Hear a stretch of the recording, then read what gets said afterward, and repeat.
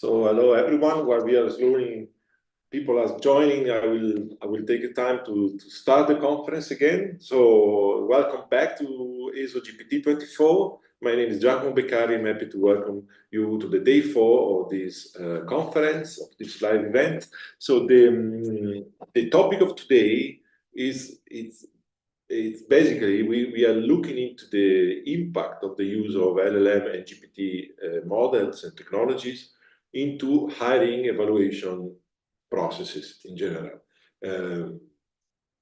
This is again one very, very fascinating topic, and we are really looking forward. We have a very rich program with 3 invited speakers today, but I don't want to take further time. I just wanted to make just a usual technical question. This event is live streamed, is hosted on Zoom and live streamed on YouTube. So if you are not happy with this, so please, we understand, but please, we ask you to leave the Zoom conference because names and faces might be seen. And the idea is that the YouTube, then of course from YouTube you can watch the event entirely live as it's happening now. And we plan also to host the event on YouTube on a playlist. There is already a playlist with the entire event of the 3 past days. So please, I believe there is a lot of very interesting material. I really invite you to go and have a look. With this, I would like to stop here. I would like to ask Sean to come to chair the session. Sean, are you there? I'm here. Hi, Sean. Nice to see you again. Sean has been a long friend of us. Has been helping us in organizing basically this conference in the past year. We started with the pandemic, and then we never met actually physically. Not yet. Not yet. This is great. So Sean, I will leave you to lead the event. Thank you very much, Sean, for helping us and sharing the session. And please, for any technical problem, any technicalities, I will be here, but I will be also for the entire conference. So, cool. Thank you very much. I can stop sharing now. Excellent. Thank you, Giacomo. Yeah, so hi, welcome everybody. My name is Sean. I am a program manager at the Luxembourg National Research Fund. So I represent a funder in the tiny country of Luxembourg in Europe. So the question of assessment and hiring and evaluation is very, very important to us. And that's why I'm excited to be here and be a part of this conference. But just to jump right in, we have a panel of excellent speakers, and we'll just go one at a time, introduce them, bring them on stage, let them talk, and have time for hopefully a really nice and rich discussion at the end. So our first speaker is Tereza Jerabkova. She is an ESO faculty astronomer working in the Observing Programs Office in Garching, which is in Germany. She has received her PhD in astronomy and astrophysics from the University of Bonn, and she's been a ESA research fellow and a faculty astronomer at the ESO. So, and you're going to talk about text analysis with robots applied to proposals. So the floor is yours, please. Thank you, Sean, for the very detailed introduction. I couldn't have done it better. So let me share my screen and start presenting.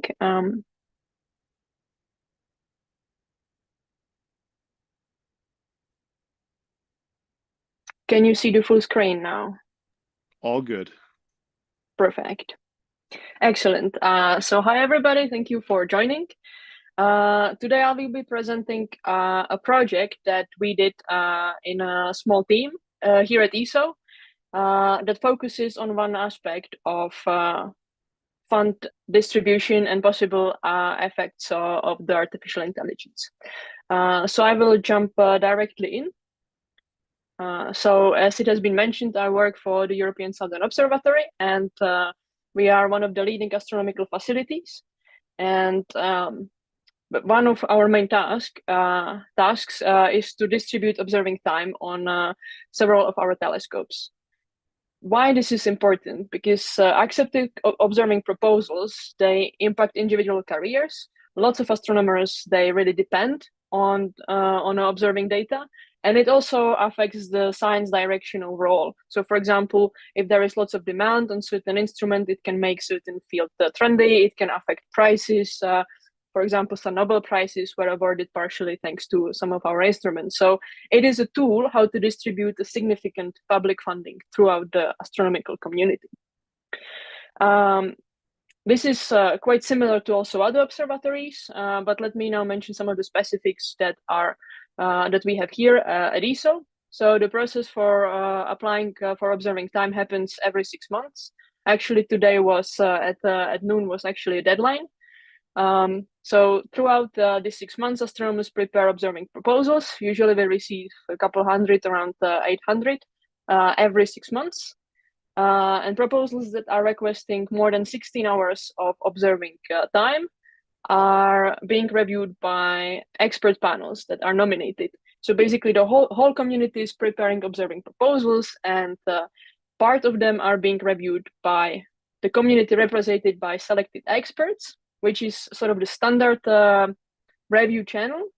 And recently, mainly due to the huge workload that these panels would have to go through, which was not sustainable, proposals that request smaller amount of observing times, they go to so-called distributed peer review, which means that for each team that submitted proposal, either the PI or delegated reviewer, they must review 10 proposals of their own, which basically means that not only the proposal preparation is now a community-wide effort, but also the proposal review is a community-wide effort. So a large fraction of the community is preparing and also participating actively in the peer review. Side note on this, there is something I'm not going to talk about in this talk, but it might be relevant for today. So AI for expertise evaluation. So how do we actually assign these proposals?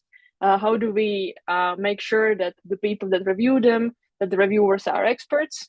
Maybe this is something that can be discussed later. And Vicente, Amado, Olivo, who is the speaker later on, actually is working on that together with us. So just so you know that if you want to ask questions, there are also more experts on this topic here with us today.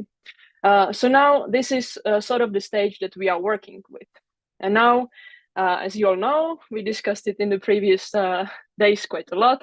In November 22, so quite recently, there was a revolution. Suddenly, basically every astronomer has some AI, some tool in their computer, in their phone. And then we ask question, is this a tempting tool for a busy astronomer?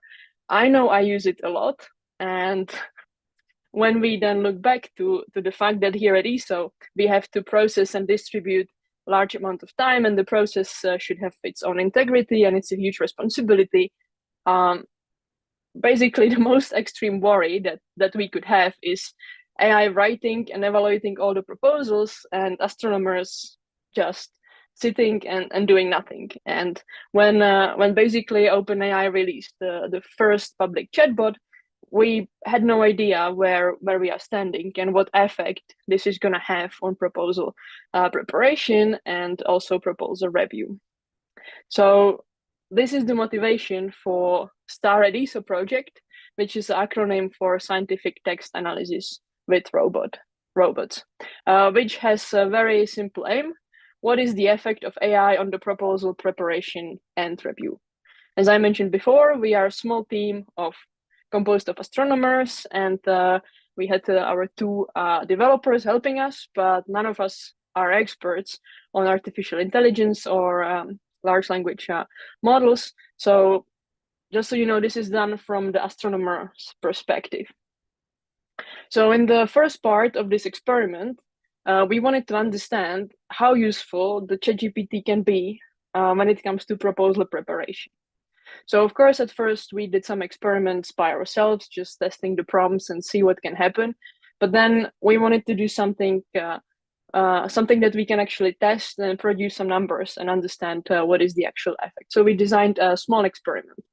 So what is actually quite tricky when it comes to testing ChatGPT and similar models in our situation is the confidentiality issue, because we don't own the proposals and their content belong to the individual PIs. So we cannot just upload all of our data to ChatGPT.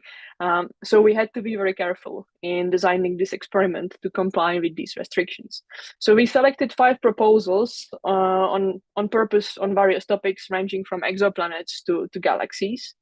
And we used proposals that were previously submitted by ESO members, because that allowed us to have approval for usage the content. Then we used ChatGPT 3.5 and 4.0, the paid version at the time. I know this field is evolving so quickly. So for example, for the proposal preparation, we did not test the 4.0 version, that is currently the newest. And we instructed the ChatGPT in various ways to improve the title, abstract. We tried to mimic in different ways on how we imagined we could use it or our users could use it. So some proposals only got slight improvements, but also some proposals just got the main idea, because that was from the previously submitted proposal, and we asked AI to totally modify it. So the whole text came from AI, also the references and the possible hallucination connected with it, as discussed in the previous days. So this whole operation left us with 10 proposals in total, 5 the original ones, and 5 the AI modified version. Then we created a new ESO user. Her name is Victoria Virtual, and she submitted all the proposals to the ESO distributed peer review channel. So we get a permission to run this experiment basically in the actual run. So users received these original AI modified proposals, and they didn't know that this is part of the experiment to keep basically the authenticity and understand what is the actual reaction of the community to these proposals. So in this concept, each proposal received 10 reviews, and we made one important adjustment to the distribution algorithm that ensured that the original and the AI adjusted pairs were not assigned to the same reviewers, because then it would have been obvious that the main idea is the same, and we would for sure get some questions and complaints. It is difficult to discuss the individual changes in the proposals that were created by an AI with respect to the original ones. But we can have a look at least on one aspect, which is quite striking, and that's the titles.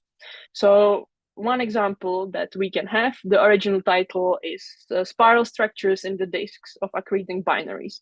It's a very simple title that tells actually what the proposal is about. And then if we have a ChatGPT, and actually also the other language models, here you can see Gemini or ChatGPT4.0, you see that each of the titles has a semicolon, and they are much more verbal. And actually the part before the semicolon can be quite misleading. For example, the Gemini statement, dancing with the stream. And this was often the case also for the ChatGPT 3.5, mapping the hidden spiral arms. Nobody said actually that they are hidden, for example. So you can see what are the differences, and that if you generate some of the titles, then you might actually recognize if the title was created by AI or not. There have been couple of papers that try to understand if it's possible to identify text that was created by an AI. There is, for example, this famous indicator of 12, which usage of this word increased drastically since the ChatGPT was released in the scientific text. So I was actually thinking that maybe interesting test which we could do on our proposals is to check if we would see similar behavior in the semicolon in the titles of our proposals. So now let's check the actual numbers, how these ChatGPT proposals fared with the reviewers. So now I'm showing you a plot that shows average grade. On a horizontal axis is the original proposal, so the one created by human. On a y-axis is the ChatGPT proposal, And I will be showing mean grade given by the DPI reviewers with the simple standard deviation.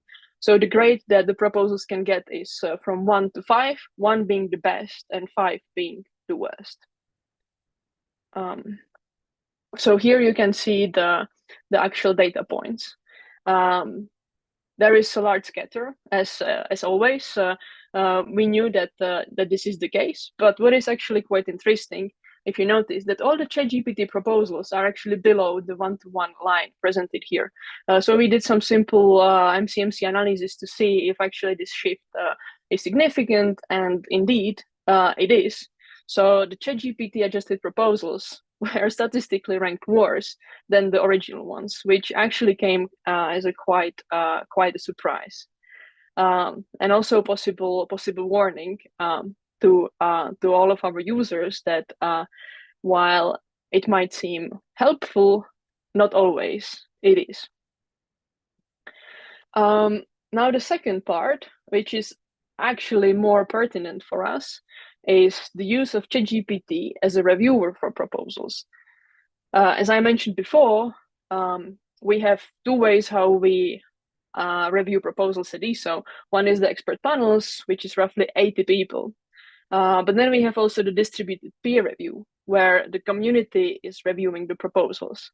And while the number of proposals is not large, if we could imagine that maybe everybody is busy, people realize that they are late with the deadline, and then they simply copy and paste the proposals to the ChatGPT and get the review and grade, we would actually get into trouble for several reasons. One very important one is that when you act as a reviewer at ESO, you sign a confidentiality agreement that does not allow you to share the text with third parties. And by doing so, all of the original ideas of the proposals would be actually shared with the ChatGPT or other third parties, which might have unclear consequences in the future. We don't have at the moment any policy for using offline tools, but in principle, we ask humans to review the proposals for a reason. So I think this workshop and others is a great place to start discussing what we actually want when it comes to review proposals, either for observing time or funding in general. So what did we do? We basically copy and pasted the text that human reviewers get to the ChatGPT. So we said, hello, I would like you to provide a review for an ESO proposal. It should have around 800 to 1,000 characters and focus mainly on science relevance, quality, and impact. Provide a grade from 1 to 5, 1 being the best and 5 being the worst, according to the following scale. And our ESO reviewers get exactly the same scale. And then we also ask, provide a standalone review that can be passed to the proposal's author, and then grade the evaluation for me to pass it to the ESO system. And for all the reviews that we generated with the ChatGPT, we used exactly the same instructions to have, because otherwise, as it was discussed also in the previous days, the outcome that we get from the AI models is extremely sensitive to the quality of the prompt and the content of the prompt that we provide. So what was surprising, or maybe not surprising to all of you, but surprising to me, was that especially that the newer version of the ChatGPT, they can write convincingly looking reviews. They have a very good English, very good structure. They provide a brief summary. They identify even some weaknesses that are surprisingly accurate. So one of them, as an example, the ChatGPT mentioned that it was not discussed in the proposal. How would they account for binaries? And that would bias the selection of the members in star cluster, which is absolutely correct. And it would have been something that was also mentioned by the human reviewers. And why actually I find this quite surprising is that usually these large models, they should be trained on something, but because all the reviews are confidential, though, for example, HST, they provide their proposals online, I don't know about any observatory or funding agency that would publish the reviews online. So I'm quite just surprised that even without any material for a direct training, they can actually provide reviews that resemble the human reviews with such a convincing accuracy. But okay, let's have a look at some numbers. So here, what you can see on this axis is the original proposal as reviewed by the ChatGPT. And on the y-axis is the ChatGPT proposal reviewed by ChatGPT. So you see that there is a pretty good one-to-one consistency. But what is striking is that there is almost no scatter. And also there is no spread in grades. So to show it even better, the difference in the spread. So here you can see in two colors the original proposals and the ChatGPT proposals. They are in orange. And on the horizontal axis in the ChatGPT review, and on the vertical axis is the human reviewer. So you see that for the human reviewer, there is a pretty large spread. You see this bias between original and ChatGPT proposals. But for ChatGPT proposal, there is basically no spread at all. So it's even unclear if it would be possible to select which proposals are actually should be observed, because almost all of them have exactly the same grade. So this might be actually the one difference between at the moment between the AI and the humans, that because of the complex critical judgment, maybe context, and being able to understand which science is now being the most relevant, humans actually can distinguish or create some distinction between the sort of average proposals which these are. Of course, humans also have lots of biases which complicate the situation, but yeah.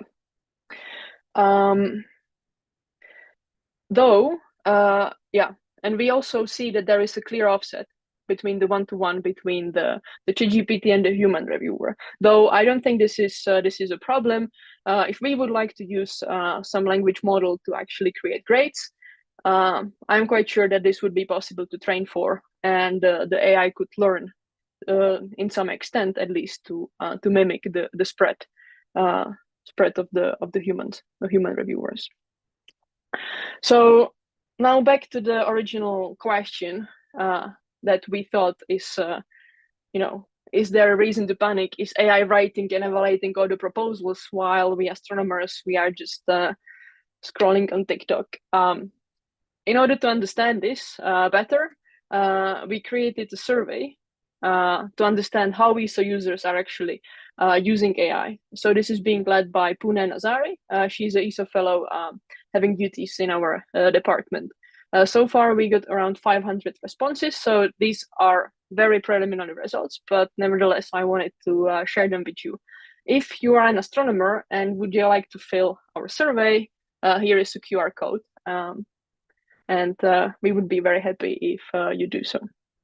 So the first important distinction, which we can see in our survey as filled by astronomers, is the distribution of the career stages.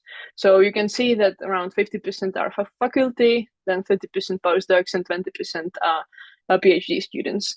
This is a pretty good distribution because it roughly reflects the overall distribution of ESO users. So if we receive submitted proposals, the fractional distribution is actually very, very similar. So now, one of the questions, I'm not going to show you all of the questions, was using AI for proposal preparation. So we ask our users if they use AI. And at least I expected that the numbers are going to be quite different, at least some aspects of it. So here you see the same color distinction. So there is the faculty, postdoc, and the PhD students. And here we show a percentage. So you see that only 16% of faculty is using AI for research, for preparing ESO proposals. Then it goes to 27% when it comes to postdocs, and 35% when it comes to PhD students. So I think this is quite natural to see that we have increasing fractional usage when it comes to younger generations. This is something that I expected, but I thought that the numbers are going to be much larger. I'm surprised that only 35% of students are actually using AI for proposal preparation. I thought it's going to be more. And now when it comes to the more pertinent question is, whether we use AI for proposal reviews. So in principle, this is not allowed unless you have your own online language model like Astrolama or something in your computer. So maybe users were, even though the survey was fully anonymous, maybe people were still not comfortable to tell the truth. But if they were, then this is actually great news, because only 3% are using AI for proposal review, and the rest is actually complying with the rules and regulations. So we will actually publish this in more detail, hopefully by the end of the year. So if you're interested, then wait for a paper led by Pune. I will slowly go to the conclusions. So we discussed how the ChatGPT affects the proposal preparation at ESO. And while we did not manage to create original proposal using ChatGPT, maybe this will be possible in a couple of years, we could see that the ChatGPT can have a massive effect to the overall text. I was mainly showing the negative sides, because in our experiment, the ChatGPT adjusted proposals were ranked worse than the original ones. But as I mentioned, the selected proposals were prepared by ESO staff and ESO fellows and students, which can already create quite some bias. So I'm quite confident to say that if we would not focus on the proposals that are already well written and they fare in some sort of average grade around this 2.5 that these proposals were, we might actually also see positive effects. This is much trickier to test, because we would need permission and select not so well written proposals. But clearly, if your English is very bad, I can see that the ChatGPT would actually help you with improving the proposal itself. Then we discussed ChatGPT as a reviewer. So ChatGPT can provide the review and grade a proposal, and we would not be able to easily say that it was generated by ChatGPT or other AI when it comes to that. We are actually in somewhat trouble with this, because this is not compatible with the current rules and regulations, but there is not much that we can do about this at the moment. We cannot police it, and we cannot investigate it. And we are still, though, seeing differences between human and the ChatGPT reviewer. So I think it would be quite interesting to investigate this direction on larger data sample. So hopefully in the future, we could use some offline large language model like Astrolama and try to see if we could train it on the previous reviews. And if, for example, we could remove this difference between the grading of the large language models and the human. For example, if the large language model could learn to understand, at least for the past proposals, and mimic the human behavior and reproduce the best and the worst proposals, at least. So this would be a possibly interesting project for a future investigation. If you're interested in more details on this topic, there is a link to the SPIA paper, which shows all the plots that I showed you in the presentation, and also shows a bit more details on the individual differences and quotation from the proposals itself. I introduced you and showed you some of the preliminary results from the survey. Again, here is the link through which you can still fill out the survey and contribute. In case, for example, you're an astronomer and you are totally on the other side, like you would like to contribute to the missing input that you haven't seen, please do so. And the takeaway message from this, that there is an increasing usage of AI towards younger generations as expected, but we are still far away, at least based on the input that we received, from having AI doing all of our work. And I'm quite short on time, but I hope it doesn't matter, and we can move to the questions if there are any. Thank you. Wow, excellent. Thank you. That was so cool from a funder's perspective. Like, we always ask the question, are people actually looking into this? There's 2 hands raised and there's awesome comments in the chat. But before we get to them, I want to take chair's privilege and ask one very quick question. You said you're going to publish the survey results. Are you also going to publish the experiment that you showed? So we have the SPI paper, which is not refereed, but it has quite a lot of details in it. Yeah, I'm not sure if we will have time or energy to go for a full publication, but let's see. You think it would be worth it? At least the preprint. There's many funders and institutions that would be heavily interested in what you're doing. So please, and send us the link. Okay, let's take the 2 hands raised. Radek? Hi, thanks very much for this nice presentation. I've read the e-print before. One comment I have that is that only 5 proposals were used in that experiment, and I know that later on, it was multiplied actually, and there are multiple reviews of those proposals. But I think there's some shot noise, meaning if you selected some other 5 proposals, then you might have got different results just because like the topic was different, or the person who wrote just had different style or something like that. So do you consider future experiments to be on larger samples of proposals? Yeah, thanks for the question. I agree. It would be great to have a larger data sample, but because basically we did not want to announce it and involve the whole community in this, and we basically used the DPR channel as it was, we really could not select more.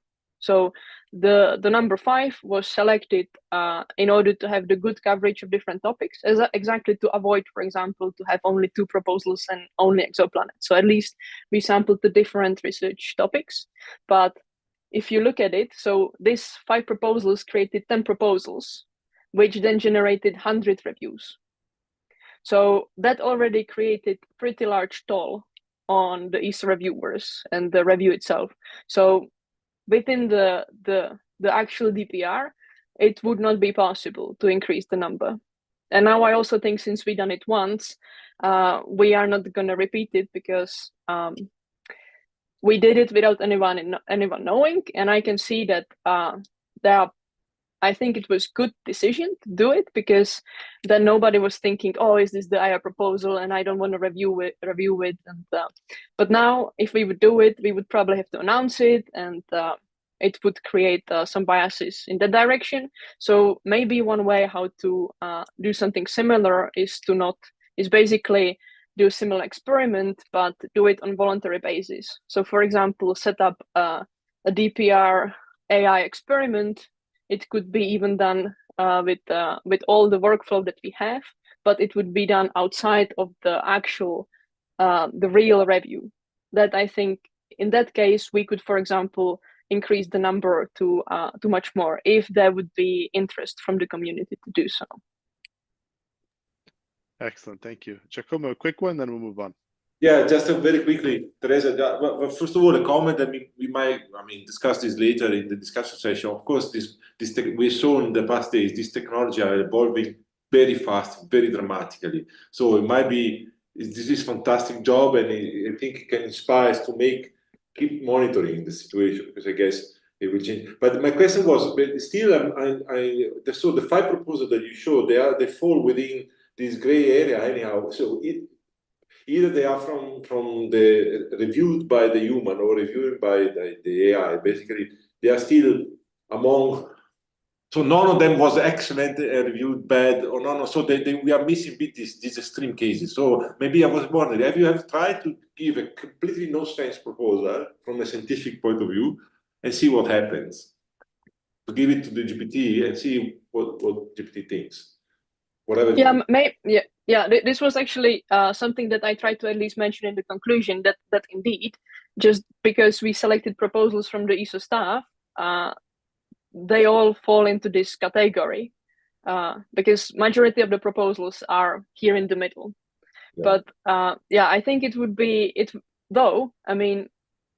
I will share one aspect that we noticed.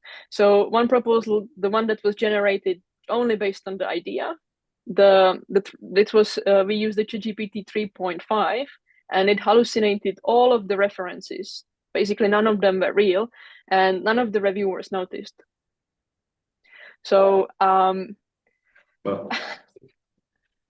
so I think actually that testing how far you can get without alerting reviewers.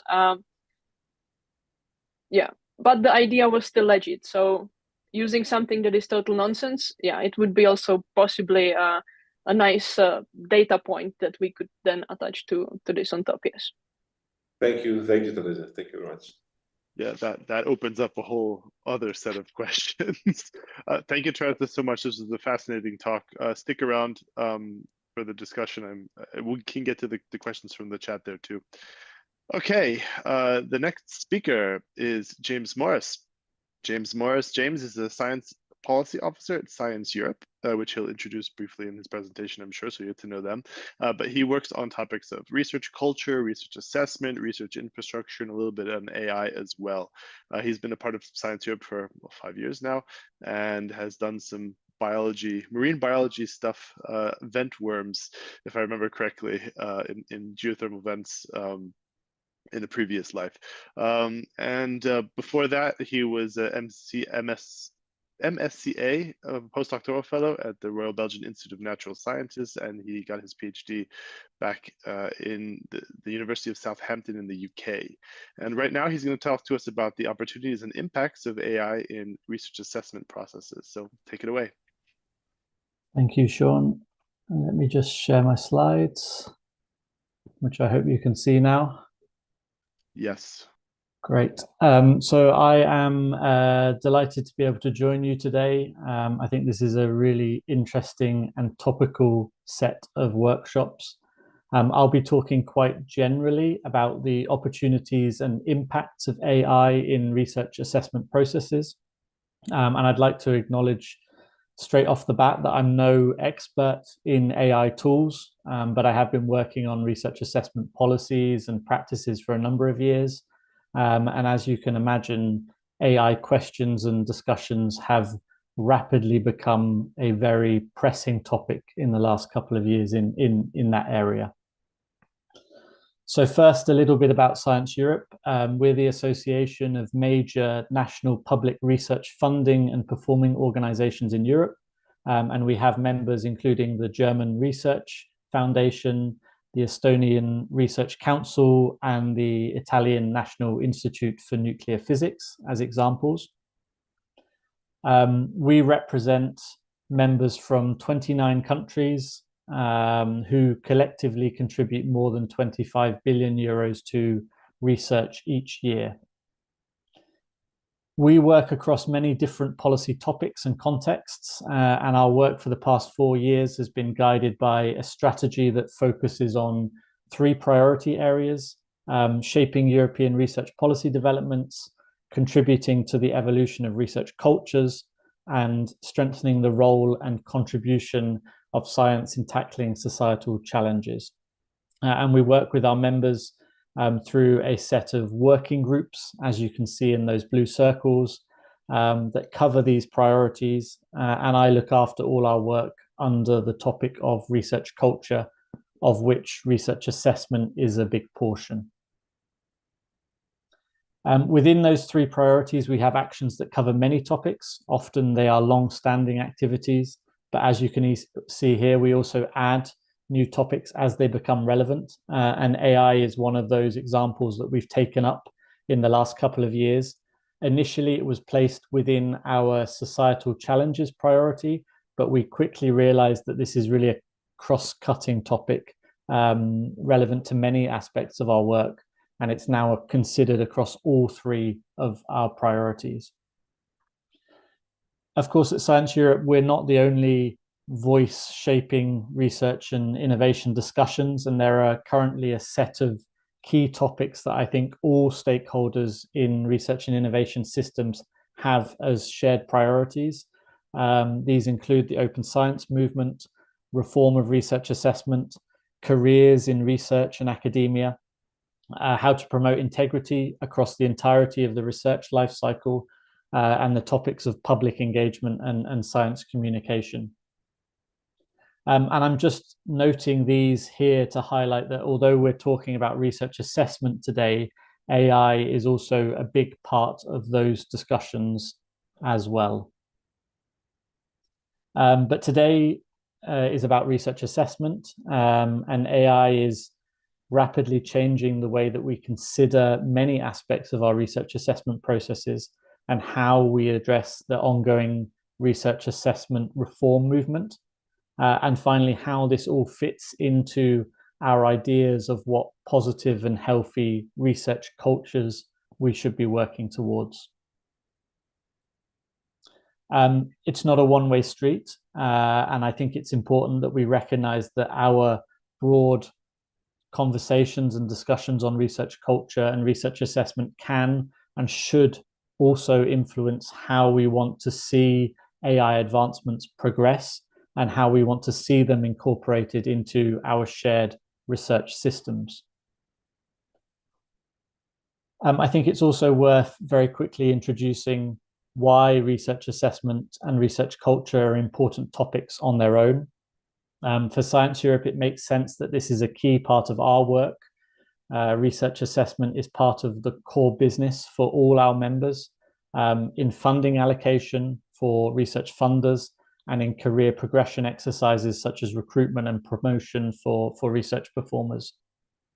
And the ways that research assessments are performed have a massive impact on the entire research landscape, influencing how research is conceived, how it's conducted, and how it's communicated. At Science Europe, we consider research assessment as part of a component of this wider concept of research cultures. And this is a very broad topic that links policies and organizations to the daily lives of research professionals. We say that research culture is all about behaviors, values, expectations, and attitudes. And therefore, it's a critical topic when we're thinking about how effective our research and innovation systems are and how we can improve them. As Science Europe, our focus within research culture is on values. And we spent 2 years working with our members to agree upon a set of core values that are important to our European research system and hopefully also very relevant globally. And these values are relevant both to the research activity itself, but also to how the system is managed and governed. And these values are now a foundation for all our policy and practice discussions. And I'll come back to this in relation to AI specifically later on. So what are the effects and implications of AI tools on research assessment processes? I think the list is very long and covers many different elements. Here are some bullet points, but that's at least what ChatGPT told me were the potential effects and implications. Personally, I would have ordered the list a bit differently, and I would be a bit more cautious on some of those aspects than it was suggesting to me. But there are also definitely elements of this list that are covered in the discussions that we've been having on the nexus between AI and research assessment recently. So I think it did quite a reasonable job in summarizing some of the key aspects that we will explore further. From my own perspective, and from what we've heard from our members, there are many considerations, and these change very quickly as the power of AI tools available to the public and to researchers increase. I've drawn up a rough sketch here of some of the key aspects of the research life cycle. And I think that if we had time, we could have interesting discussions about how AI might affect and influence each of the boxes here. Examples of that, some of which we have had within Science Europe, would be the use of AI in assisting with literature reviews and research summaries.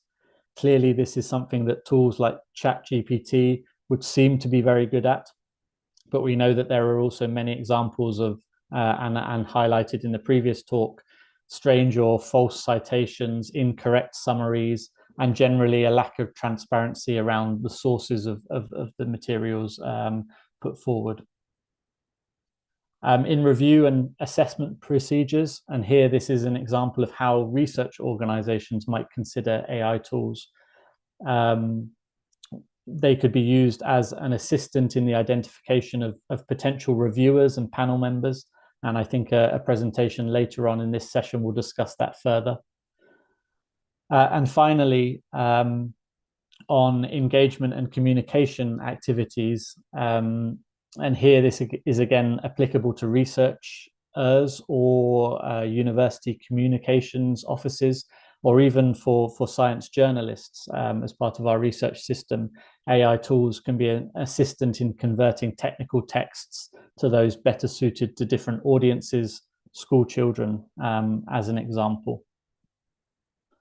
And this is one thing I wanted to highlight. When we think about the use of AI in research assessment, it's natural to first think about how researchers could be using these tools, but it's important that we consider how other people in the process could also be using them, and the implications that those have as well.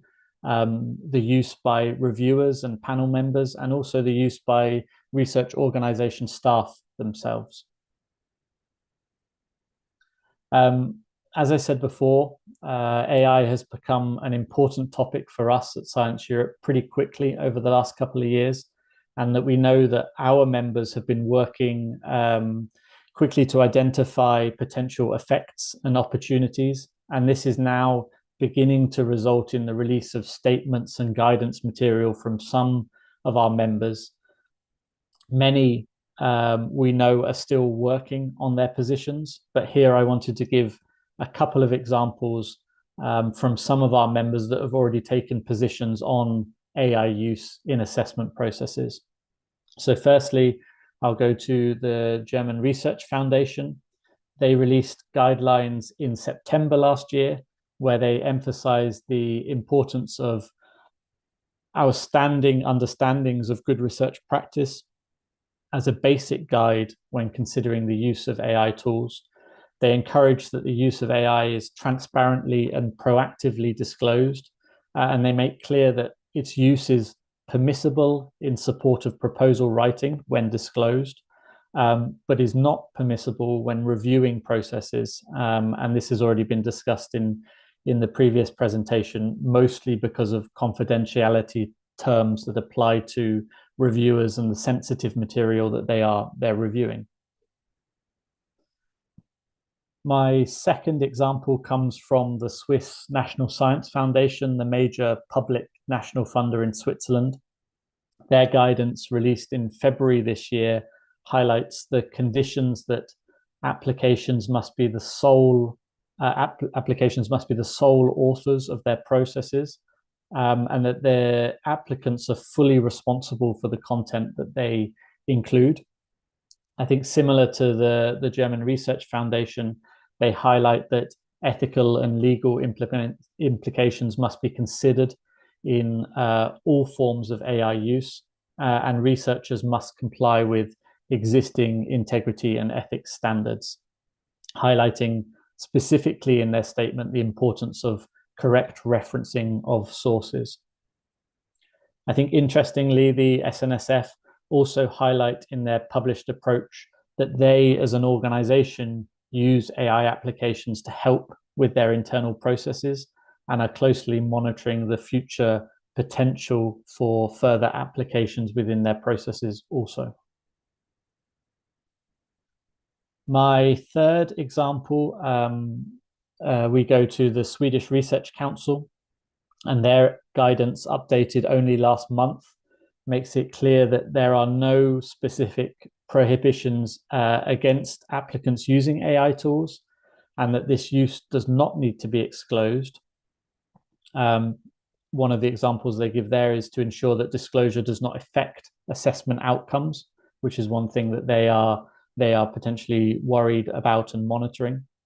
And they make clear that AI tools should not be used in the review and scientific assessment of applications, but that reviewers can use these tools for improving language in written statements, as long as no application content or personal data are disseminated as part of that.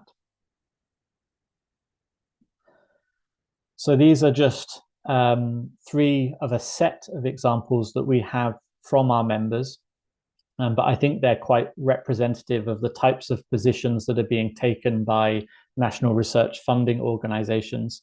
And as I said before, many of our members are still developing their positions, and we're helping them to do that as much as we can from an international European perspective as well. As a summary, I think it's clear from the work of our members that AI technologies are rapidly changing many processes in the research cycle, and that this is not only true for researchers, but also for other research professionals and research organizations.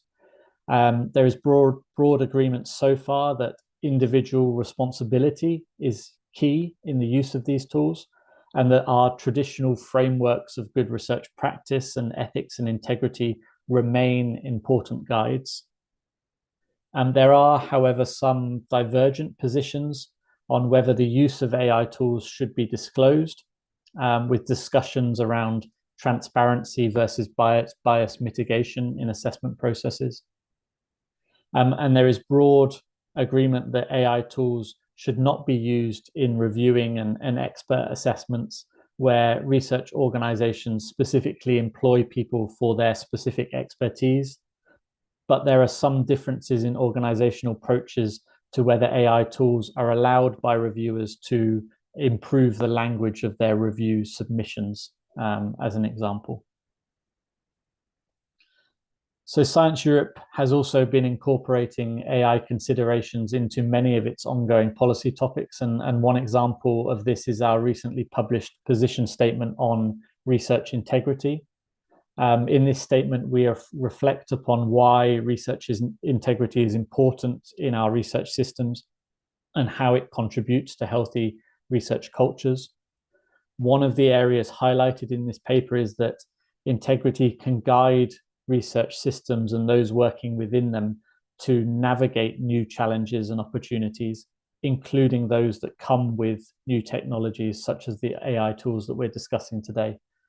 And in this paper, we emphasize that the highest integrity standards and good research practice should always be a first consideration when thinking about the use and application of tools like ChatGPT. And that with that in mind, research organizations can also think about ways to improve the efficiency and effectiveness of some of their own processes and procedures using these tools. And that these tools can also be a way of helping to combat misconduct, as an example, through published image analysis, as an example. I think it's important that we emphasize that it's the responsibility of research organizations to keep on top of these advances and provide guidance. And we hear that the research community looks towards research funders and performers for this. And in doing so, we present a couple of recommendations for our members to consider. So firstly, that guidelines and standards should be established by all and updated regularly, as in the examples that I showed earlier, and that these statements should also include information on how individual organizations are considering using AI tools in their own processes and procedures. And secondly, we recommend that firstly, funding organizations should help to fund and facilitate training and guidance resources for the research community, and that performing organizations should encourage and incentivize their researchers to engage with these tools as a form of career development. And so as I come to a close, I wanted to bring my presentation back to this concept of values. And I think that they can be an important guide for how we continue to approach the use of AI in research assessment and in our research systems more generally. So for freedom and autonomy, it's clear that we need to be careful about the information that we provide to these tools for confidentiality, intellectual property, personal data protection reasons. We should also be careful to ensure that these processes remain human-driven, facilitated, but not totally run by AI tools. And you can imagine here a scenario where we hand certain processes over to AI tools, and then we end up in a scenario where proposals are written by AI, assessed by AI, and the policies that govern research are also then run by AI tools. And I don't think we want to be moving in that direction. We should develop a reflex to always consider the implications of using AI tools in any processes, including, for instance, what information we're giving away, and also in terms of the energy use of these technologies from a sustainability standpoint. Because they're there, do we need to be using them in every process we think that they could be applicable to? I think we need to think carefully about this. In terms of collaboration, I think that organizations and individuals should think about how AI tools can promote and open up new lines of collaboration and inclusion, particularly around translation tools and the possibilities for international collaboration that can unlock. On equality, diversity, and inclusion, I think we should be working to ensure that AI tools are not used in ways that can introduce bias and discrimination. And we need to consider issues of access to these tools as well to ensure that we're not creating inequalities between research systems that are well connected and those that are not. On integrity and ethics, we need to be clear that AI does not change the basic terms of good research practice and the codes that we all use of ethics and integrity, but we find ways of using these technologies within those existing frameworks. And finally, on openness and transparency, we should all be working towards more open access to these useful tools, and that's a particular concern for our organizations, and we should be clear and transparent in how they work within our processes and what they are being used for. And with that, I will end here. Excellent. Thank you so much, James. I mean, values are the foundation of culture. You know, I'm biased towards that, and I really like what you did with all these points of raising the different pieces of how AI can impact, or how we should think about AI in the frame of those values. So thank you. There's a really interesting point in the chat, but let's let Giacomo go first with his raised hand. Sorry, yeah, Sean, thank you very much. Feel free to not give me voice, okay? No, James, absolutely, spectacular. Thank you. I have just a curiosity, because I was looking at the values that you put out, and I cannot be more in agreement with that, especially because at TESO we do make these values as pillars for us, also our way we work, and we want to go on. But I was thinking, as an astronomer, as a scientist, there is another value that maybe I would put together with those, which is basically the innovation and basically the future, the advance of knowledge, in a sense. So it's a kind of, for a research, as a researcher, I wish, I mean, I'm looking for advance, right, of my knowledge and research. And I was wondering, since when we speak about using AI, we mention a lot about efficiency. But I wonder whether efficiency means also really, and that's I want to know your opinion, means innovation, or means really that we are going to a growth on knowledge or not. Because I'm afraid that efficiency doesn't mean necessarily that we know more, basically, or we discover more, basically. I don't know. Thank you. Yeah, a very interesting question. The discussions we had in the run-up to developing those 6 core values were very long, as you can imagine, trying to agree that set between 40 organizations. I think we want to be clear that these are not the only values that we think are important, but these were the 6 that all our members could agree upon. We also had discussions around the values of trust, even things like competition as important in that. And I think, as you said, knowledge advancement was also part of those discussions. We saw that more as a kind of a framework principle rather than one of these values. On efficiency, I think you make a really good point. From the discussions we have, it's more on the end of productivity rather than specifically knowledge advancement. But I think there is an opportunity to think of efficiency as a means of advancing knowledge itself as well, particularly when we're talking about these AI tools. One of the commitments we made within Science Europe was that we would review these values and how relevant they are when we see other advances. And maybe that's a good provocation for us to think about how relevant they are now these AI tools are becoming more prevalent. Excellent. Thank you. If there's if there's other questions by anybody in the audience, please raise your hand or put them in the chat. Henry brings up an interesting topic about the whole training set of these large language models are based upon scraping everything, from the web or other sources. What do we think about, the idea of plagiarism and utilizing other people's works to kind of create new ones?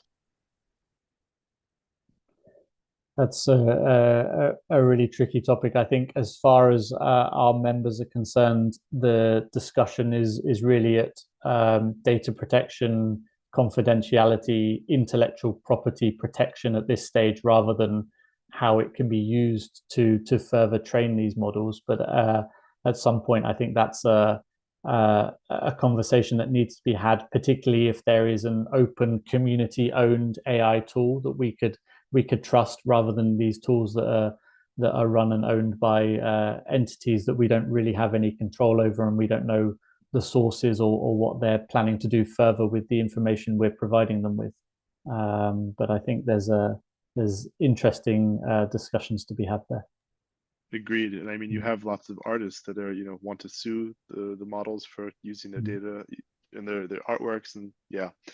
Okay, we still have a couple more minutes, and I want to ask one more question, and maybe then we can start early with the next one.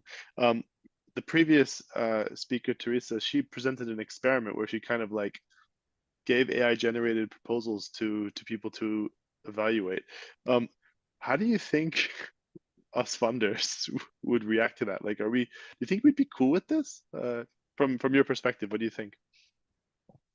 We talk a lot about experiments. And I think in the context of this clearly being an experiment about how AI tools can be used better and understood better in research assessment processes, I think that's something that there would be a lot of interest in within the research on research community. But I think it would have to be framed very clearly. And again, as I said, developed and designed very clearly as well, to ensure we're not leaking any data and personal information and intellectual property. But I think the example that Tereza gave is a really interesting one, and I think that many of our members would be interested to see the outcomes of that project and how they can maybe apply some of those results to their own processes as well.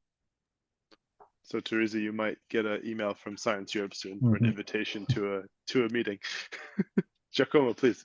No, I have plenty of things to ask, but I was wondering, in the context specifically of a hiring process, how do you, whether there will be discussion on this specific, because I would expect, and it's perfectly normal, that one might run.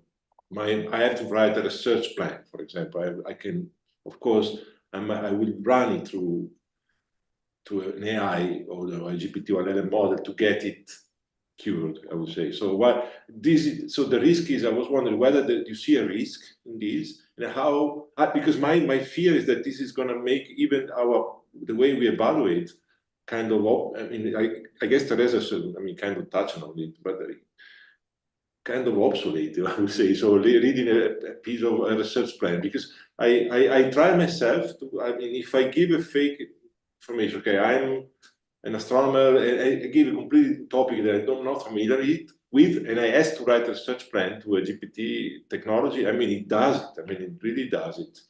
It's kind of, I don't know, also a motivation letter or a letter of support. All this material that has profound importance because tell us about the person. I don't know. I think there's definitely a risk around standardization.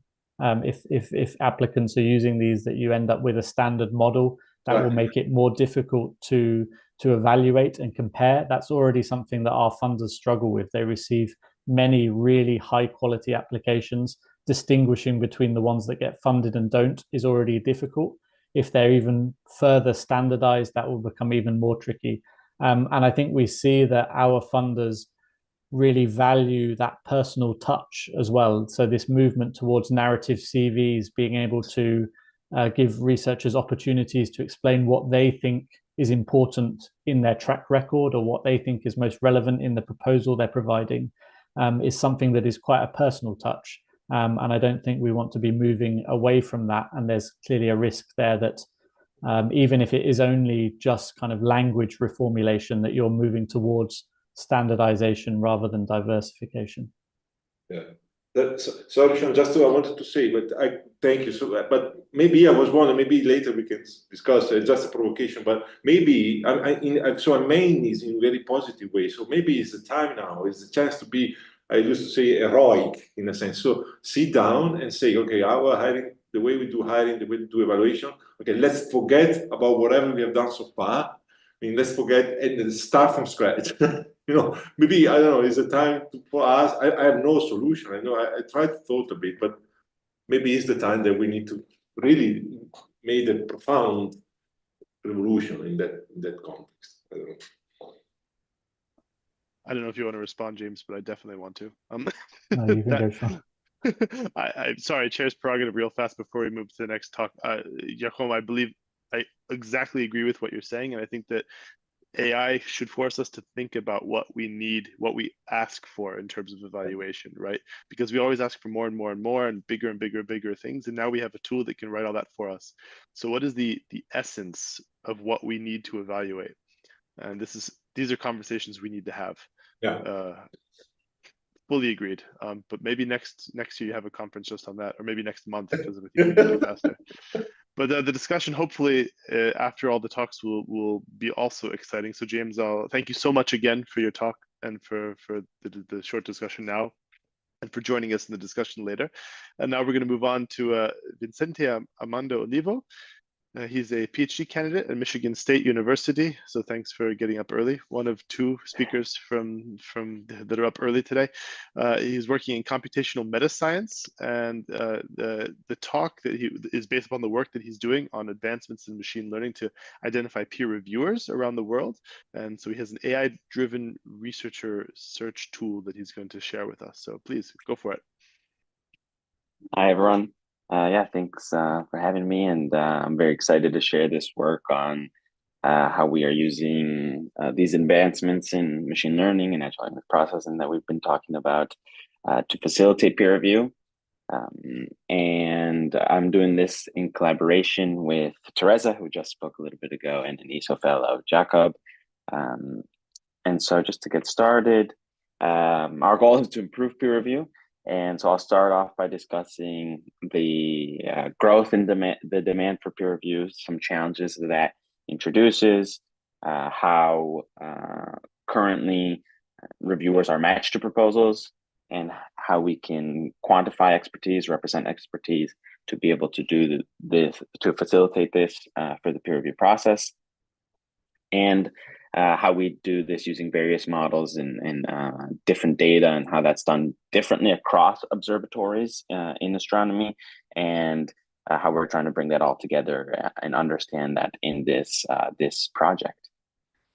And so, as many things in science, there's been a growing demand for peer review, not just in proposals, but also in publications. As the number of publications grows, number of peer reviews needed for that is also growing. Today, I'll just talk about proposals. And so this is data from ESO, given to me by Tereza and Nando. And as you can see, the number of proposals has grown from 1977 at roughly 200 per period, there are 2 periods a year, to roughly 1,000. And this is not just found at ESO, but also at Space Telescope with James Webb, where in its second cycle received 1,600 proposals, which is 20% more than the most popular HST cycle. And anecdotally discussing with the TAC and the peer review facilitators at for this James Webb cycle, the reviewers were pressured in the amount of time that they had to review each proposal, and the reviewers felt that they were pressured and didn't have necessarily the time they wanted to evaluate these proposals. And so this growing demand introduces various challenges, one being understanding if there is a sufficient supply of reviewers for the current demand. And so there was a study done in the biomedical field by Kovanis in 2016, which looked into this. But what they found is that there are enough possible reviewers, potential reviewers, as there are enough authors on papers that have expertise that can be matched to do reviews, but that currently in the biomedical field, only 20% of researchers performed a majority of the reviews. They performed upwards of 70% of the reviews. And similarly in astronomy, this was found at ESO. The current review load was roughly 70 proposals per panel member. And this introduces some challenges, introduces various biases, specifically in reviewer selection, as it's a minority reviewing a majority of the proposals, not necessarily are all the expertise you need to review will be found in that minority, as well as this will introduce various challenges in the evaluation, which has been found in various studies. And so one solution that has been proposed is to expand the pool of reviewers to kind of tap into the pool of potential reviewers, those other authors on papers that aren't participating currently. And so,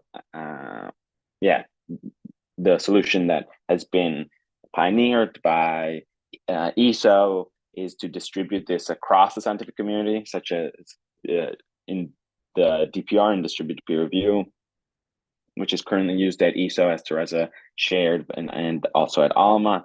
And then with my advisor, we're working on also creating a registry of reviewers, and not just if you submit a proposal that you will be in this pool of reviewers, but also create a tool that all observatories can be able to use to look for reviewers all over the world. And so we're currently working on that. And so one main question in this distributed peer review and in peer review in general is, once you do have these reviewers, how do you match a reviewer to a proposal to maximize the expertise that is being used, that is available to evaluate this proposal, especially in distributed peer review, where you have this large set of reviewers with differing expertise, and each proposal needs 10 reviews. And so currently this is done in various ways at different observatories. I won't be able to touch on all of them today, but if you have any questions, just let me know. And so at ESO, this is currently done using keywords. So like, for example, if there's a, for one proposal, for a single proposal, the proposing team will set a few keywords for the proposal. And then here I just have 2 potential reviewers, but imagine it's the whole set of potential reviewers.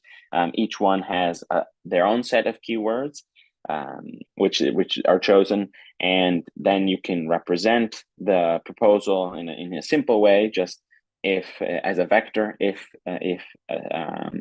the specific keywords appear, and you can do the same for the 2 reviewers or all of the reviewers as well, and then you identify which one is the most similar based on the representation. And there are some limitations to this keyword system. Specifically, these are a static set of keywords that are used, and researchers or users often do not update their keywords based on their changing expertise as they start new projects. And so there is also not a lot of nuance to this set of keywords, and that will cause some issues later on that I'll share in the results section. And so, yeah, so as I said, this is done differently. This is performed in different ways across observatories, and the goal of our study is to compare them, understand the positives and negatives, and just share some information also to share this with the community so that they can understand how this peer review is done at different observatories. And so our goal is to quantify expertise, and to do that, we have 2 main questions that we want to answer. What data is necessary for representation? So as I said, at ESO, they use keywords. At Space Telescope, they actually use abstracts. At ALMA, they use previous proposals. So we're looking into what data is necessary, and then how can we accurately represent expertise. So just using keywords, and then using more advanced statistical or even machine learning techniques. And so in this study, we bridge these and try to answer both of these questions. And the data that we have available, our goal is to represent the data necessary for expertise. And so we start off with just ESO period proposals, and specifically in the results I'll show in a moment, it's just period 110. But then we are able to extract the PI names and then the proposal text, which in the preliminary results, we just use the abstract. And then the PI names, we can cross-match to NASADS and find their publications. And using their publications, we can have their expertise. And currently, we just use the abstracts, as the full text is a bit more difficult to extract.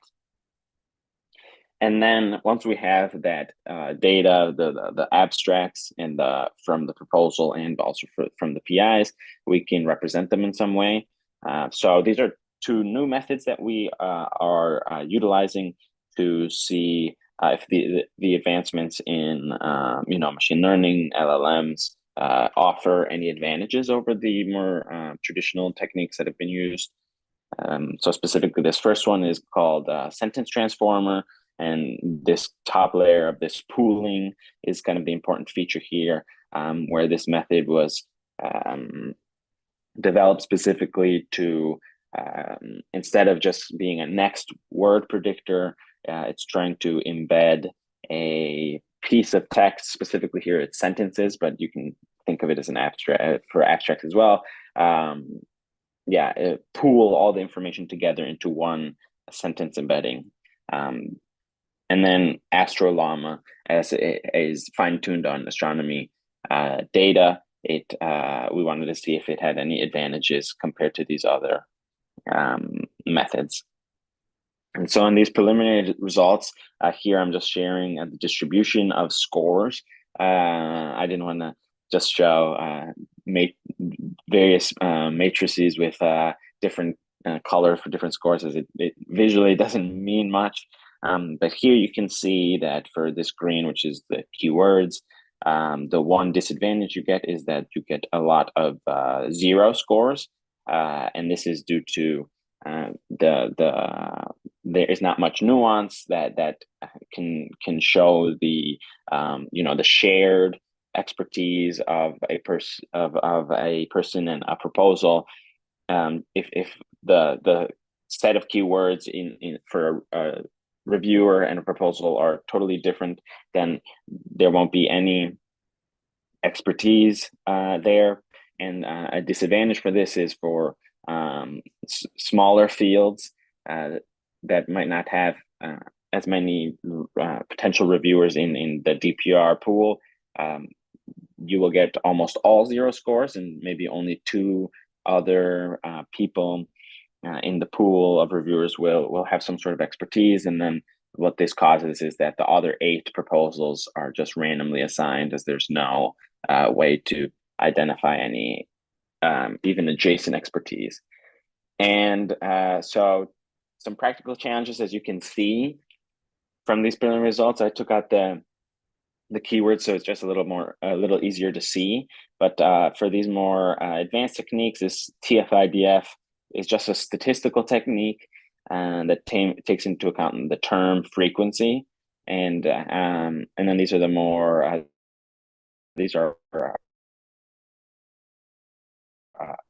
the language model. You can see there's not much overlap between all of the different scores, and this causes a difficulty in comparing what necessarily a high score for TF-IDF means compared to Astrolamas. There's almost zero overlap between even their lowest scores and the highest scores. At a workshop recently, we did come up with a few possible ideas, specifically from prior studies. We have the self-reported kind of expertise by reviewers, and so we can compare if any of these methods have higher agreement with the self-reported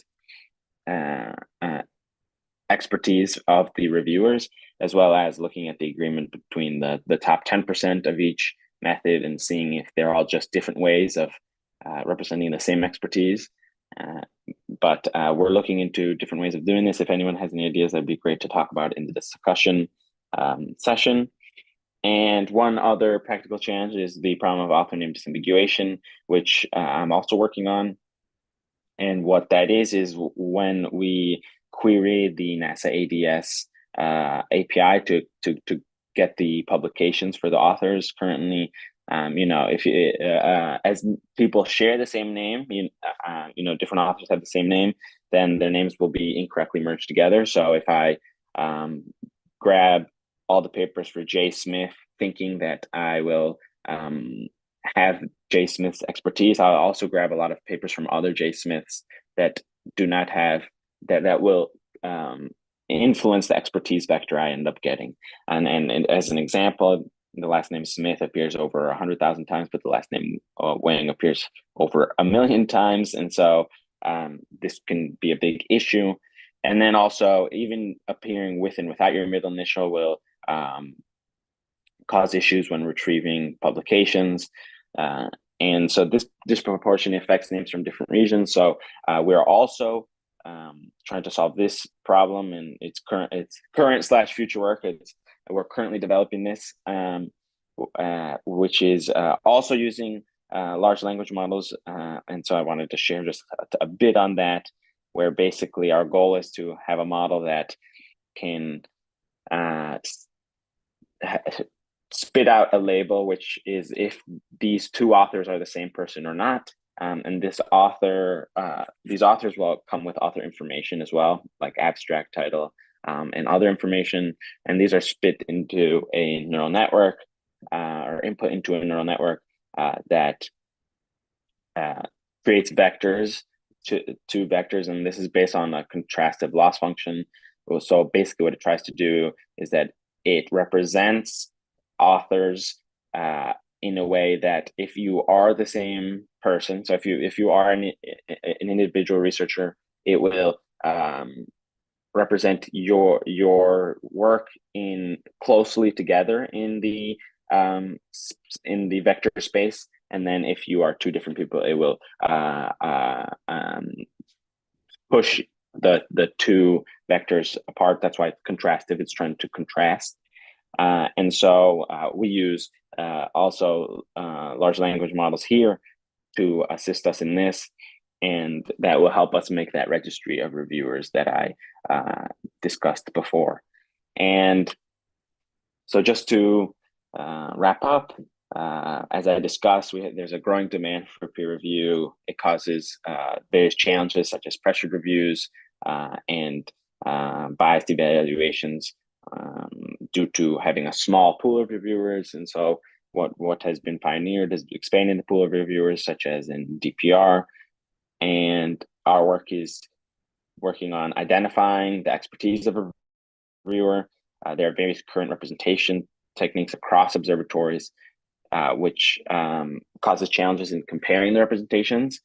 But we are working on solving that, and would love any comments on that. And I'm also working on addressing name ambiguity to strengthen this representation, but as well creating our registry of reviewers for the future. So yeah, thank you for listening, and I'm ready for questions. Excellent. Thank you, Vicente. That was a fascinating talk. I mean, the tools that you're talking about, that you're developing and using are, I mean, we don't use exactly the same ones, but there are funders that use these sorts of tools for finding reviewers on a larger scale. And the name disambiguation is a huge issue, right? Yeah. Like, huge problem. So cool. While I'm waiting for anyone to raise their hand before the break, we still have a minute or two. I want to ask a fundamental question, right? So this is very tool-based. You're very focused on that, and the motivation is, the need is clear. I don't think there's any question about that. But I wonder, in terms of expertise for reviewing, how important is, like, 100% match expertise for a review? Is there like a threshold that's like good enough expertise? Like, what are your thoughts on that? Yeah, I think in a more, in thinking about it in a practical sense, I think, always identifying 100% experts will be very difficult. And it's not necessarily perfect in and of itself, because it can create its own biases of having more insular kind of communities where you only have one perspective in the review, that yes, maybe the expertise is exactly matching, but there is, I think, in science, one thing that has helped science is the ability to dialogue and communicate and share and collaborate, from adjacent fields.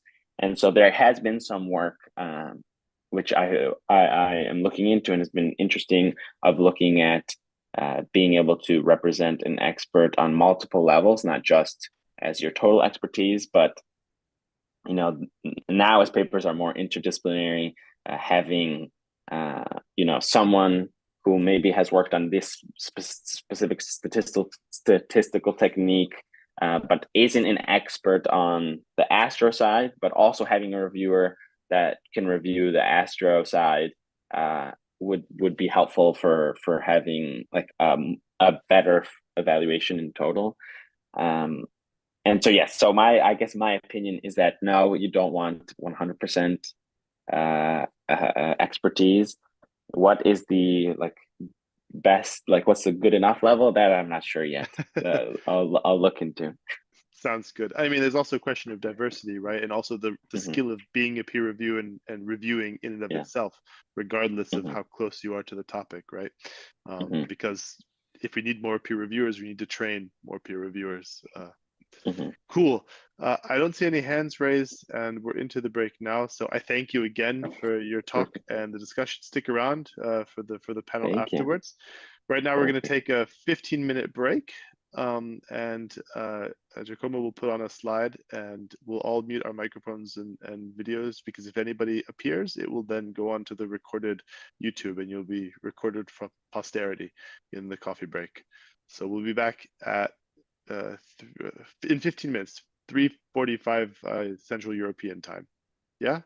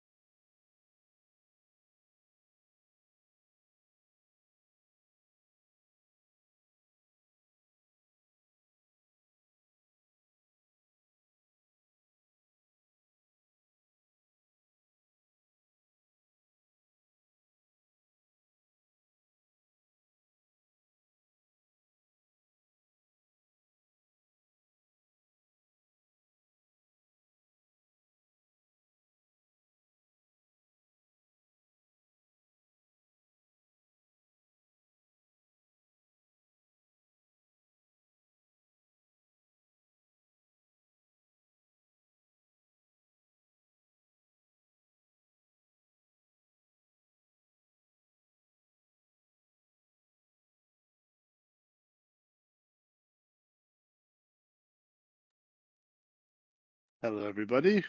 Sean. Well, welcome back. It's 3:45 my time, and so we'll begin again with our last invited speaker of the day, another one who has woken up early to join us, so massive thanks, Zen Faulkes, the program director of DORA currently, but in previous lives, he's also been a researcher, a professor in various universities around North America in biology and studying crustaceans, brains, behavior, evolution, metascience, and conference posters. But I mean, he's also been very, very active in not only the research side of things, but also the policy and advocacy type of stuff around publishing practices. And both before and during his tenure at DORA.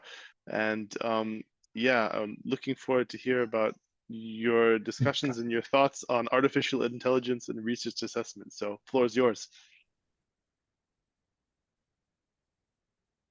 There we go. Giacomo, you have to stop sharing. All right. Good morning, good afternoon, or good evening. It is so hard to tell on the internet.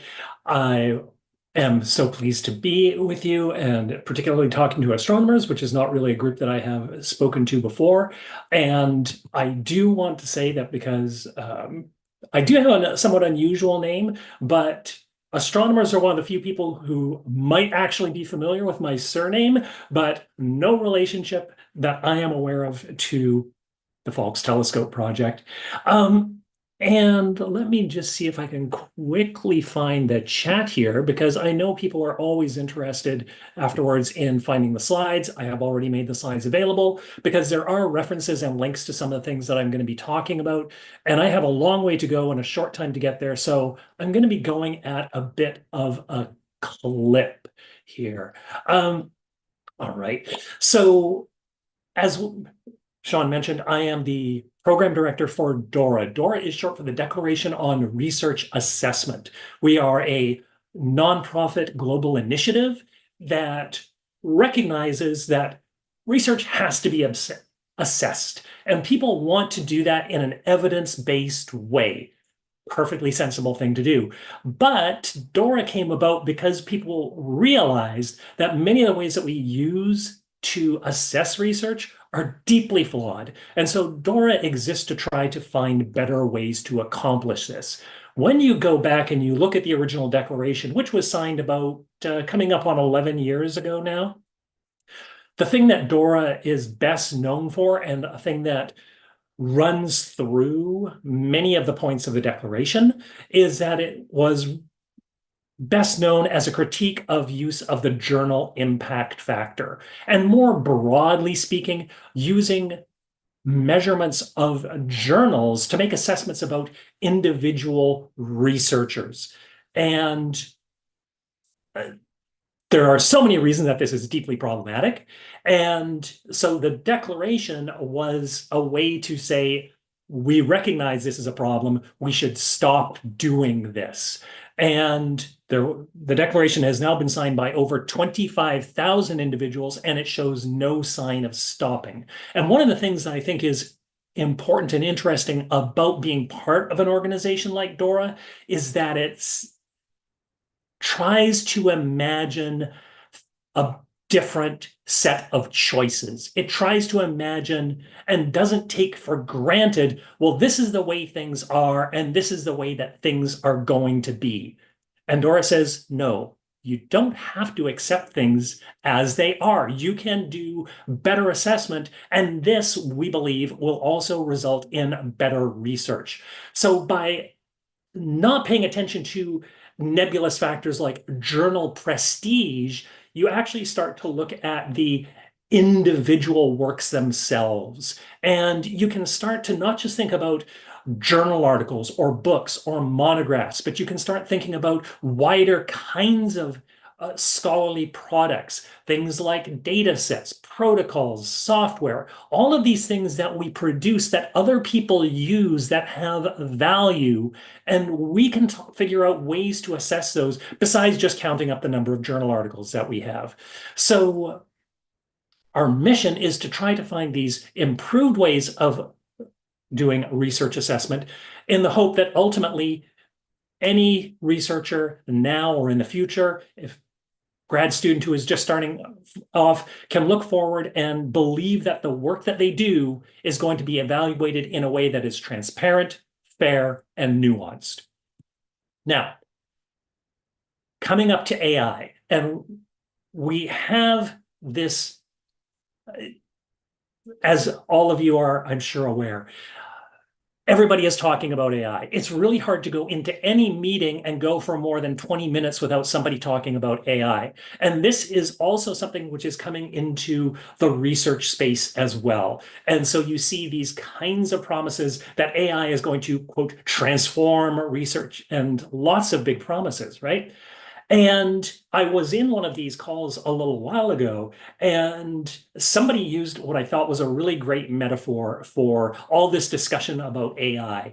It said, it feels like a runaway train where there's this sense that you have to get on the train now or you're going to be left behind. And I thought that was a really valuable metaphor, because if you want to run with that analogy, I would propose to you that if AI is this runaway train, there's two really important questions to ask before you get on the train.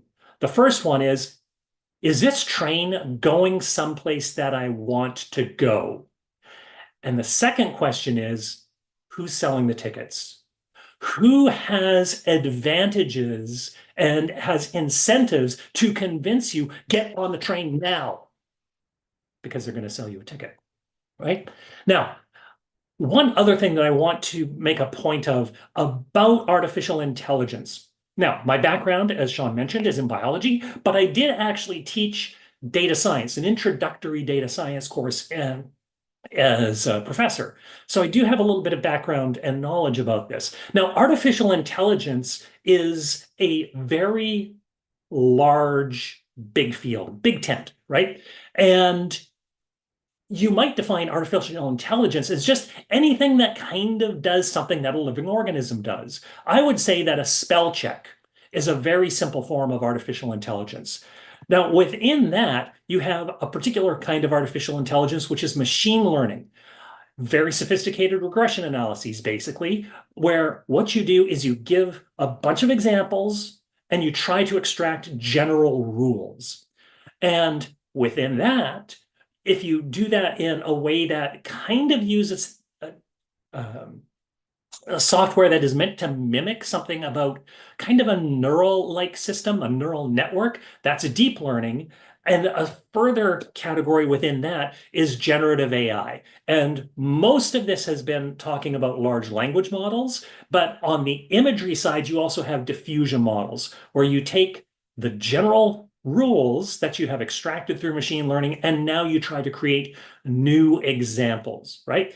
Now, I mention all of this because I think one of the problems in discussing AI is that, as I said, AI is this big tent, but since the release of ChatGPT, when there's been so much emphasis on the generative AI. And in many cases, when people say AI, that's usually what they mean. They are not thinking about machine learning, which of course generative AI is one small part of that, but they're not thinking about other forms of machine learning that you can do. They're not thinking about, say, the spell check on their computer as AI, right? So I want to be clear when I'm trying to talk, and I'm going to be focusing on generative AI, because there are some very specific issues and problems around generative AI that don't necessarily apply to other forms of AI. Now, something that was said in terms of thinking about AI and its use here, that was said on Monday, was the idea that astronomy is kind of a low-risk endeavor, right? And the argument was kind of, well, if you classify a galaxy wrong, it's not really that big a deal. Now, scientifically, yes, it is, but the stakes are not big. And I think that this is probably true of much of astronomy, except for maybe the people who are working on near-Earth asteroids and other things that could potentially impact Earth. There, we really do care about your accuracy, people. And that's high risk. And there are real consequences if you get it wrong. But in other forms of other research areas, the stakes go up. And when you are talking about bringing in AI, and particularly generative AI, to something like research assessment, it's not low risks anymore, is it? Now you're talking about real dollars for research grants. You're talking about real career outcomes for whether somebody is going to continue on in a career that they have maybe spent years training for as a student because of hiring decisions, granting decisions, journal acceptance decisions. All of these sorts of things have real consequences. So we have to really be much more aware of that. And again, we have to be thinking about, if we're going to do this, what are we trying to accomplish? What are the problems that AI is allegedly going to help us solve? And has it done that so far? And I think that really there's two things that we would like AI to do for us. One of which is that we've heard many times this idea that we need to accelerate science, that faster science is good, an unalloyed good. The more science, the better. The faster it goes, the better. And so there's a lot of emphasis on efficiency and productivity, both for knowledge generation and also, let's be honest, for career progression. There's also a hope that by using AI, we're going to be able to do particular things that we mortal humans cannot do, right? There's this hope that you're going to have technologies that are going to have capabilities that are going to exceed those of individual people, so that there would be a less biased kind of assessment, for example, or that you could have something where you might have somebody who needs to do assessment, but doesn't have that sort of deep domain level expertise. This is a typical person in, say, a university setting, like a vice president who is asked to make tenure and promotion decisions. And the vice president may be a biologist who is trying to assess research coming out of political science, or vice versa, right? And clearly we have people who are doing this. There are people who have talked about the fact that they are using these generative AI to help increase their efficiency on the research end, to write more papers faster. And there's been lots of suggestions that generative AI is already starting to contaminate the research literature. So peer-reviewed papers have been published with phrases in them that say, because I am a large language model, I cannot do such and such, right? Where neither the authors, the reviewers, or the editors caught it and removed it, right? So we have very clear evidence of that, right? Now, it is the case that efficiency is important in many cases, and funding agencies in particular are, like journals as well, but there's a little more public data for some of these funding agencies. They are struggling under trying to review and make decisions about thousands, if not tens of thousands of applications per year. And clearly they want to try and find efficiencies where they can. Now, as we have had ChatGPT and businesses roll these out, people have started to look at, okay, are we getting these promised benefits? And one report said most employees are actually finding, not only has it not helped my productivity, it's actually made it worse. And that's not what people were hoping. So so in terms of productivity, some initial signs are not good in general. How about working on the better side, where we don't have human biases. And after ChatGPT was released, it was not too long, only a few months before we had somebody saying, let's just get humans out of the assessment game altogether, because humans are biased. There's the problems of getting reviewers that was just talked about, all of these sorts of things. And ultimately, we're not going to have enough peer reviewers to do all of this work. And saying we have to go into AI. And again, runaway train. Is the train going where you want to go? Do you have to get on? Is the question. And again, there's some preliminary work on this about, can you do assessments and summarize using these kinds of generative large language models?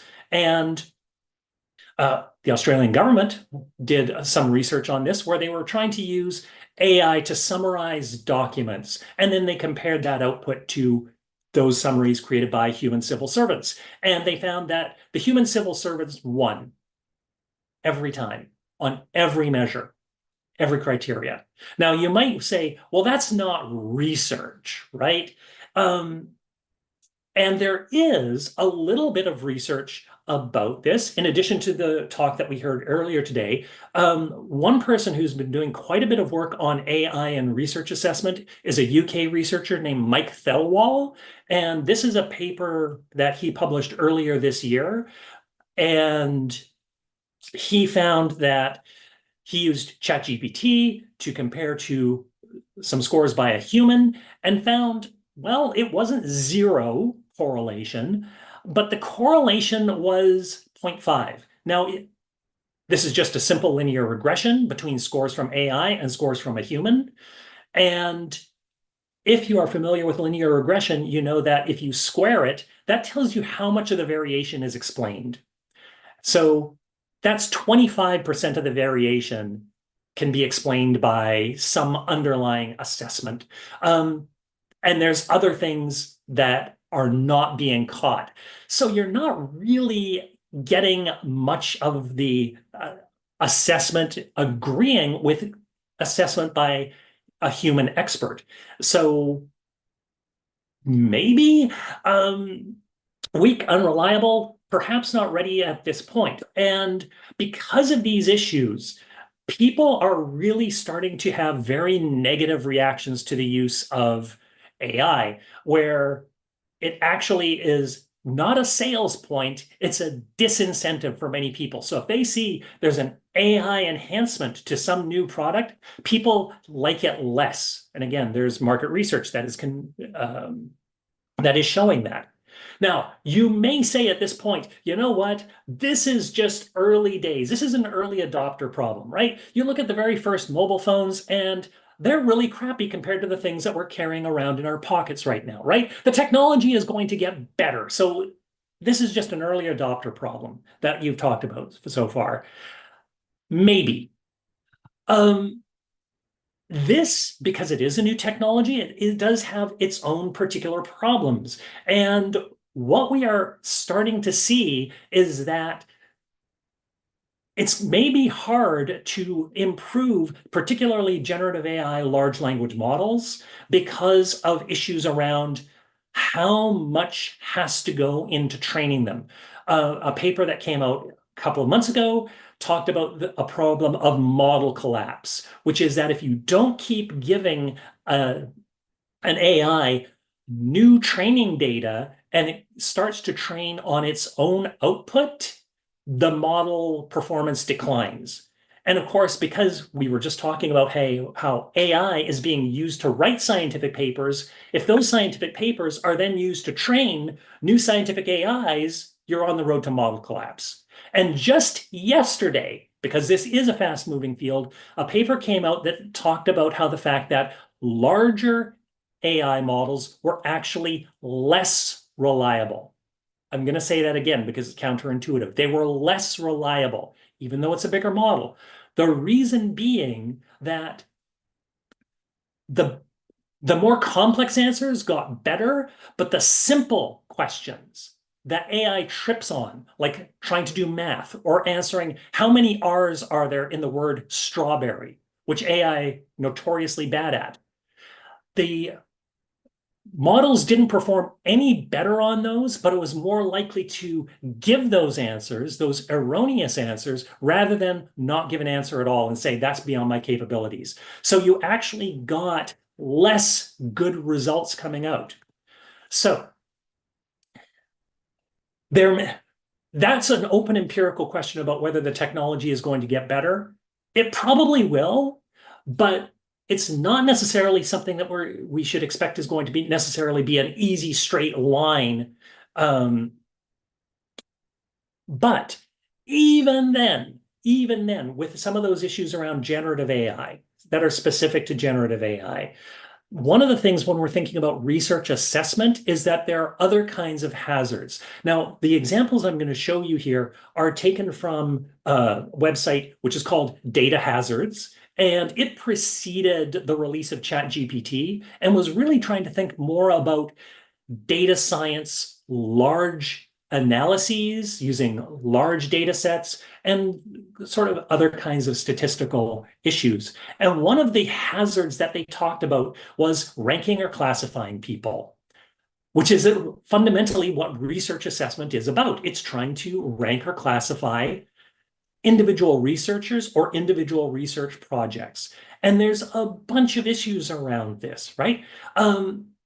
Which is, well, what happens if you disagree with a ranking? Is there any kind of appeal process?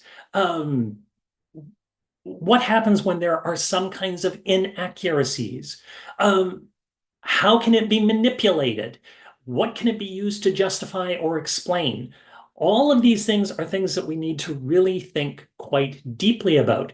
And again, we have people who are talking about this in research assessment, where you have statements like this, where people are talking about, well, we're just going to be able to use AI of some sort, presumably generative AI, to be helpful with a presidential candidate search. And the question becomes here is like, well, how? Like, how in a presidential candidate search is AI supposed to help you in performing that kind of ranking or that kind of assessment? Not at all clear. Now, another hazard here is that there's a risk that what we're trying to do is we're trying to automate decision making.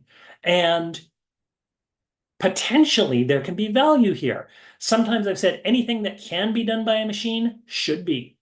And I certainly don't want to deny that automation is a useful thing, but we do have to ask who benefits from that, who is harmed, and what happens when you have these complex processes that are quite often one good description of a generative AI, that people don't really understand why a large language model gives you particular kinds of outputs, right? So what happens when you get these very complex decisions? And I think that this is one of the fears, right? That you're just going to have this loop of machines generating papers that are being evaluated by machines that are just going to be a humanless process. And some people would think that this is a good thing, that again, humans are just dumb and should not be in this at all. But ultimately, these generative AI models are being trained on the examples that we give them. This is true of any machine learning system, that they are trained on the examples that we give them. And if those examples have some sort of bias, the machine will reiterate that and repeat it. And very early on, when ChatGPT was released, somebody gave it this check, and they said, well, ChatGPT, we know it can write a little bit of code. And it asked ChatGPT, write a bit of code to tell me if somebody would be a good scientist. And ChatGPT returned, well, here's a little bit of code. Check if the scientist is white, and check if that scientist is a man. And if so, good scientist. And this is such a deeply, obviously sexist, racist, biased output from this large language model. It's almost laughable if it were not so serious in terms of these kinds of situations. And we've seen other kinds of examples of strange biases because these things are scraped on internet data. One large language model started rickrolling its users. There was a point where OpenAI's ChatGPT was hallucinating wildly. Nobody knew why. Next hazard, right, is this idea that nothing about us without us, right? And one of the things that I've heard quite a few times in the talks in this conference is, well, AI is here, it's not going away, and we just have to get used to it. And I think that there's sometimes been this tendency to just treat AI as though it's like a volcano exploding, as though there's nothing we can do about it, and we have no input on this. But that's not true, right? These are decisions. These are actual design systems that we can change. And we have this tendency to forget about the fact that we do have some agency here. But it certainly is the case that we're seeing a lot of these things that act as though we're not. We do have the example here is somebody who posted a preprint to archive and got an unsolicited email saying, we'd like to give you feedback on your preprint from this AI model that we're working with. And the point here is not whether the feedback was good or bad, but nobody asked for this. And it's really important to realize that when you're talking about these large language models, these are things where the scaling and the infrastructure and the resources and the training is so tremendous that it is extremely unlikely that individual researchers are going to be able to develop their own little bespoke versions, right? So we are going to be, if we're going to be using some of these large language models, really going to be talking about some of these big tech companies that are going to be our providers, which has a bunch of issues around that. And certainly we've already seen scholarly publishers that have entered into some of these agreements trying to provide training data with to these large tech companies trying to develop AI. And I think it's fair to say that for many people, the scholarly publishers are not necessarily the most trusted actors in the space. And again, if you are a researcher and you publish your work with one of these publishers, do you have the option to say, I do not want my work to be used to train large language models? And again, as a community, right, are we going to have control over the work that we reproduce, how it's used in large language models, and how some of these tech companies are going to be interacting and using that, and particularly coming back to and offering these assessment systems to universities, right? And then another thing that has been through here all this week is this idea that we have talked about with large language models, that they hallucinate. And I think that hallucinate is just far too gentle a word. And I think that it covers up too much about the really deep miscommunications and misinformation that it produces. And this is something that generative AI has been notorious for. We had the example where Google's AI that it launched suggested putting pizza on glue. Glue on pizza. Glue on pizza, as though that was a great idea. And of course, again, in the scientific literature, we've seen, I'm really surprised that we have not seen this image yet, because it's kind of a notorious example of authors that use this image in a peer-reviewed paper. And I know that I'm talking to astronomers, not biologists, but if you've not seen a rat, I can tell you rats don't look like this. This is complete gibberish. This is complete nonsense. And it got through, was published, it was retracted. One of the reviewers specifically said, oh, my job is to just look at the science. And he equated that with just the text and didn't think that the figure was worth reviewing at all. So he didn't, and so it got published. So we have these kinds of problems of misinformation. And again, when we think about model collapse of AI outputs being used to train new AIs, that sort of contamination of the scientific literature really becomes an even bigger problem, right? And these are things that are not really specific to ideas around research assessment. A couple of people have alluded to the idea that there's high environmental cost. There's other issues around informed consent. There's hard to understand. And as I said before, if you start talking about deploying AI in other fields of science, besides astronomy, which is kind of the low-risk playground, you have the possibility that you can really have an AI that is controlling a system that moves a physical object that could potentially hurt somebody. You're talking about things like a self-driving car, right? Or denying healthcare or these kinds of issues. So, and I think that with all of these things, that what I have been trying to do with this talk is to sort of step back and say, as I said, with Dora, we're always thinking about these are designed systems that represent choices. They're not natural disasters that we can't do anything about. So we have to ask ourselves different kinds of questions.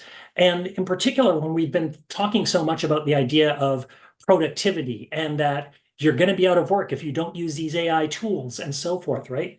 I liked this quote here when somebody talking about how, we're always trying to get more productivity because it's focused on outputs. And this is something that Dora has thought a lot about, well, is the journal article what we're after?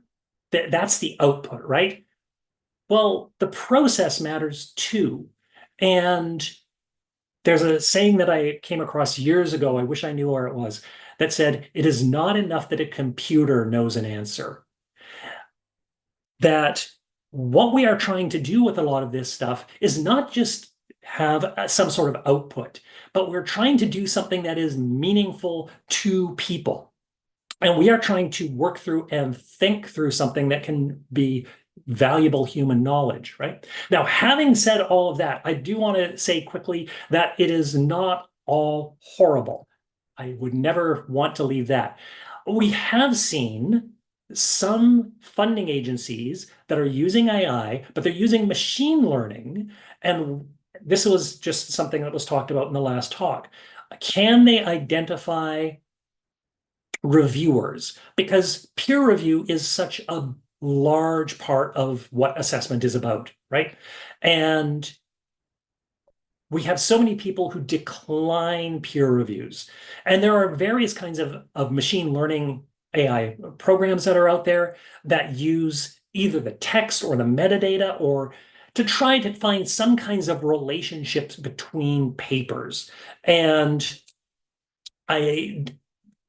Dora has several funders in our discussion groups, and I specifically asked them, what are things that you're using AI for? And the most common thing that they said was, we're trying to use it to match peer reviewers. And in particular, the National Health and Medical Research Council in Australia have been trying this, and they've had in a pilot project very good success because they're now getting more targeted reviews, and they're having reviewers who are more likely to say yes to reviewing, right?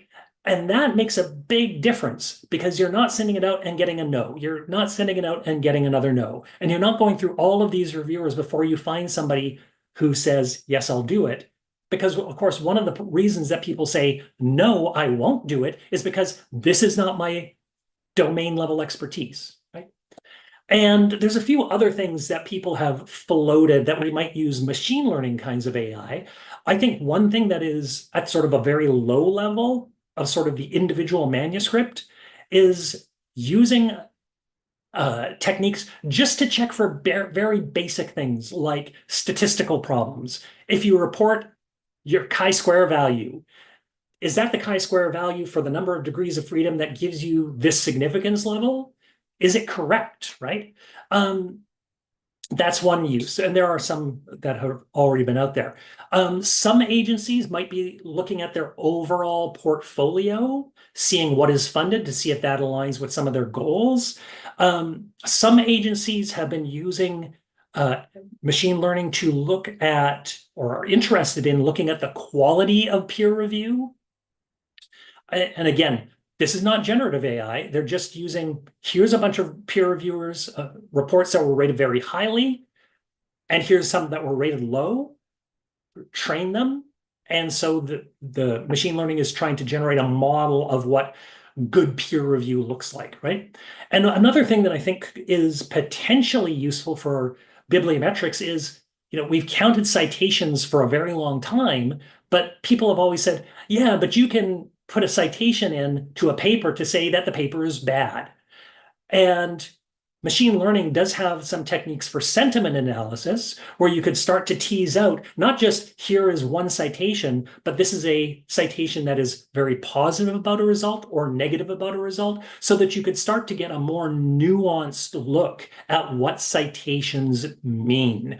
Are the bulk of citations mainly favorable? Are they mainly methodological? Are they critical? But having said all of that, Dora started primarily as a critique of journal-based metrics, particularly the impact factor. And I think that a lot of what drove interest in the journal impact factor is exactly the same thing that is leading people to think, well, we could try AI in research assessment, because it does a lot of the same sorts of things. People think, oh, well, this will be faster. It will be less biased. All of it gives that appearance of objectivity, right?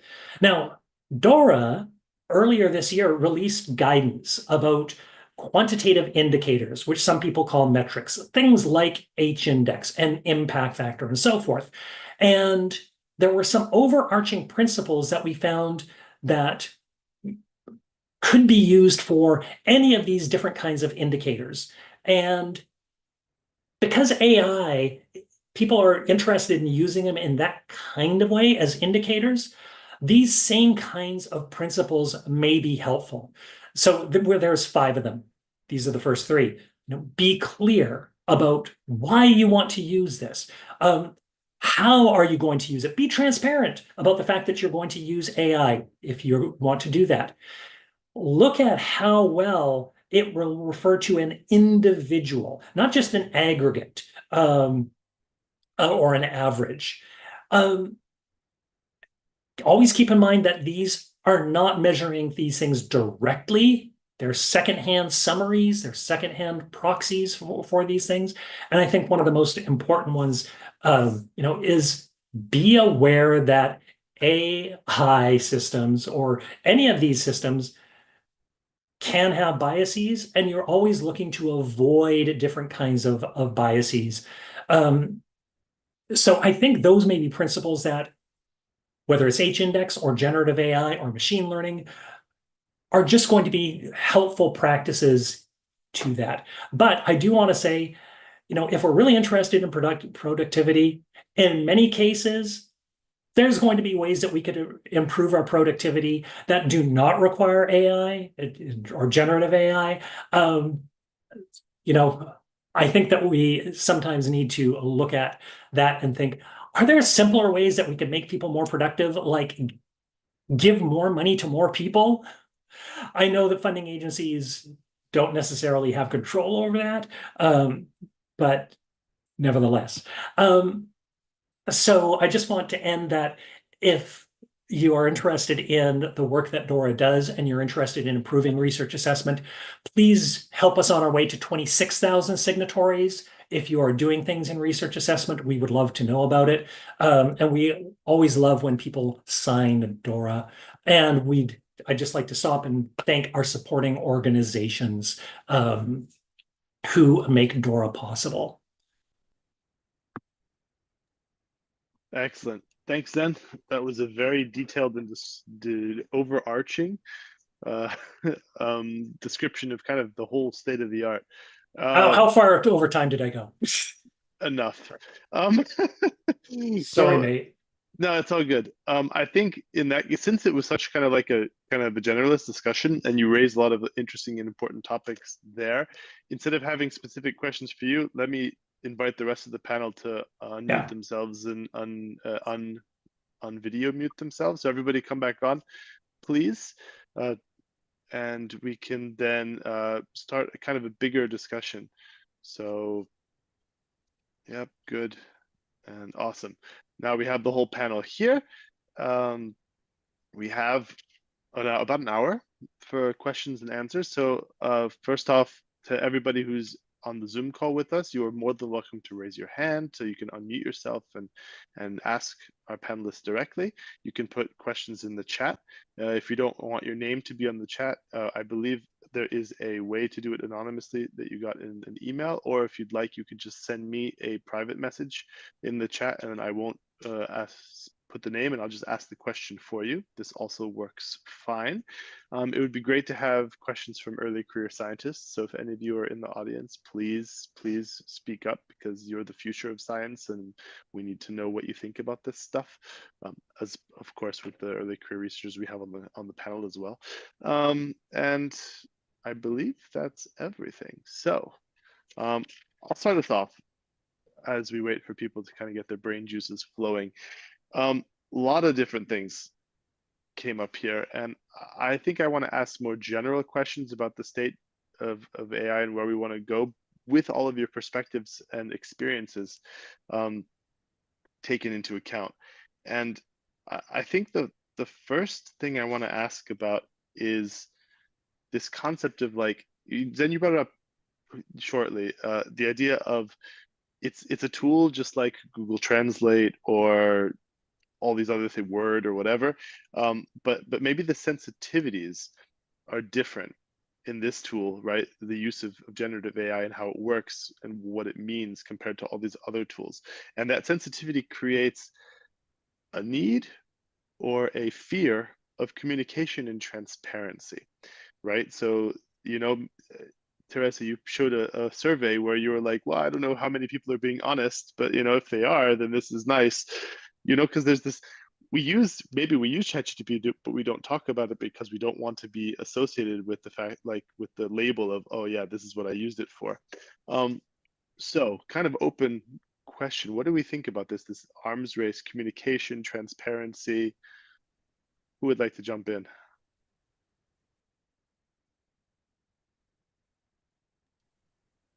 James. Thank you. Yeah, I think this is a really interesting question, not something that I'd thought about much, but we're talking about being transparent about the use of these large language models in applications. And Sean, you know that within Science Europe's work, we talk about transparency a lot across all our processes, and why we're having that discussion now in relation to ChatGPT, where we haven't been previously, when applicants might be using DeepL or Google Translate as part of their application processes. And I think that's a really interesting question. What makes ChatGPT different here in those large language models? I wonder whether it's the way it came into our work, how rapidly it was taken up, and how rapidly it's influenced things. I would just say on that transparency that I think we're aiming for transparency in the use of any of these tools. So it would be great also if researchers felt comfortable saying, I translated part of my work from using Google Translate as well. And there's no issue with that. And I'm happy to disclose that as well. I think transparency across all of the tools we use would be a great step. Awesome. I mean, maybe I'll ask, or maybe I'll just point to the panel and make you answer. Tereza, on this is a question I wanted to ask you before. What happened, talk about transparency, but also what happened when, the experiment that you ran that was like kind of secret, like, hey, you evaluated a LLM proposal. What happened when that was kind of brought to light? So, I mean, we haven't really published it yet. We announced it in the Science newsletter. So I don't know what fraction of our users is actually reading that. And I think from like overall the feedback that we received was maybe mixed. I know that, some people thought it was really cool, but of course some people were of course like outraged, like how could you do that? I mean, I see both sides. Cool. I mean, Vicente, as a PhD candidate, what do you think about this, right? Because this is the ecosystem you're going into. Yeah, I think especially in evaluation, especially in what I'm working in, I guess since I'm familiar with it, I think the study that Tereza and I are working on, it's important, even though most of it has been published and has been shared of how these things are done. It's important to also put them in one place, compare them, so that it's transparent. Since we are dealing with scientists and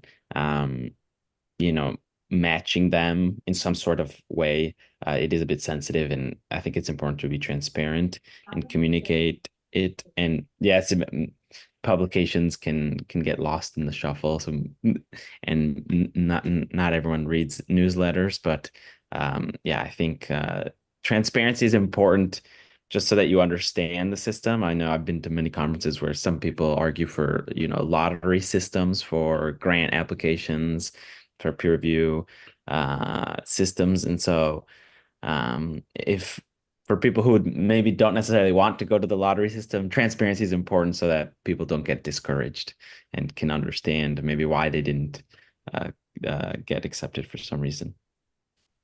Excellent. And Zen, I'll point to you as well. Like you talked a little bit about transparency, but maybe you can dig into it with maybe a more specific question that maybe other panelists want to take on afterwards, that I just had in my brain, and it went, oh, does AI maybe require the need to force more transparency so that we're like everyone can kind of take responsibility and accountability for the things that they're doing around the research assessment process?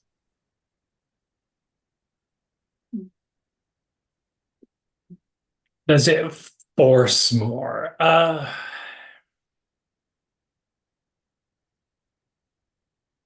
No. I don't think so. I mean, what I am seeing with a lot of these people who are trying to talk about transparency, as I said, they're having some of these guidelines about disclosure. But at this point, I think that there's still so much lack of clarity about exactly what that entails, right? As I said, if the guidelines are no AI, do they mean no generative AI? And does that rule out the translation? Does it rule out spell checking or grammar checking? And so I don't think that there's been a lot of useful, I don't think there's been a lot of help with transparency on that front yet. Cool, thanks. Let's dig into, oh, sorry, Tereza, please. Yeah, maybe just with respect to the transparency and declaring how and whether the AI was used, I have a question or a comment, something in between, because I think the generative AI is now being very helpful for non-native English speakers. Is it going to be disadvantage if you basically force everybody to declare it and then the native speakers maybe don't actually need to use it? That is an excellent question, right? So it forces a new type of inequality and bias because you're shaming, or like you're labeling yourself as, well, I'm not good enough in English or whatever language to do it. Ooh, James, please.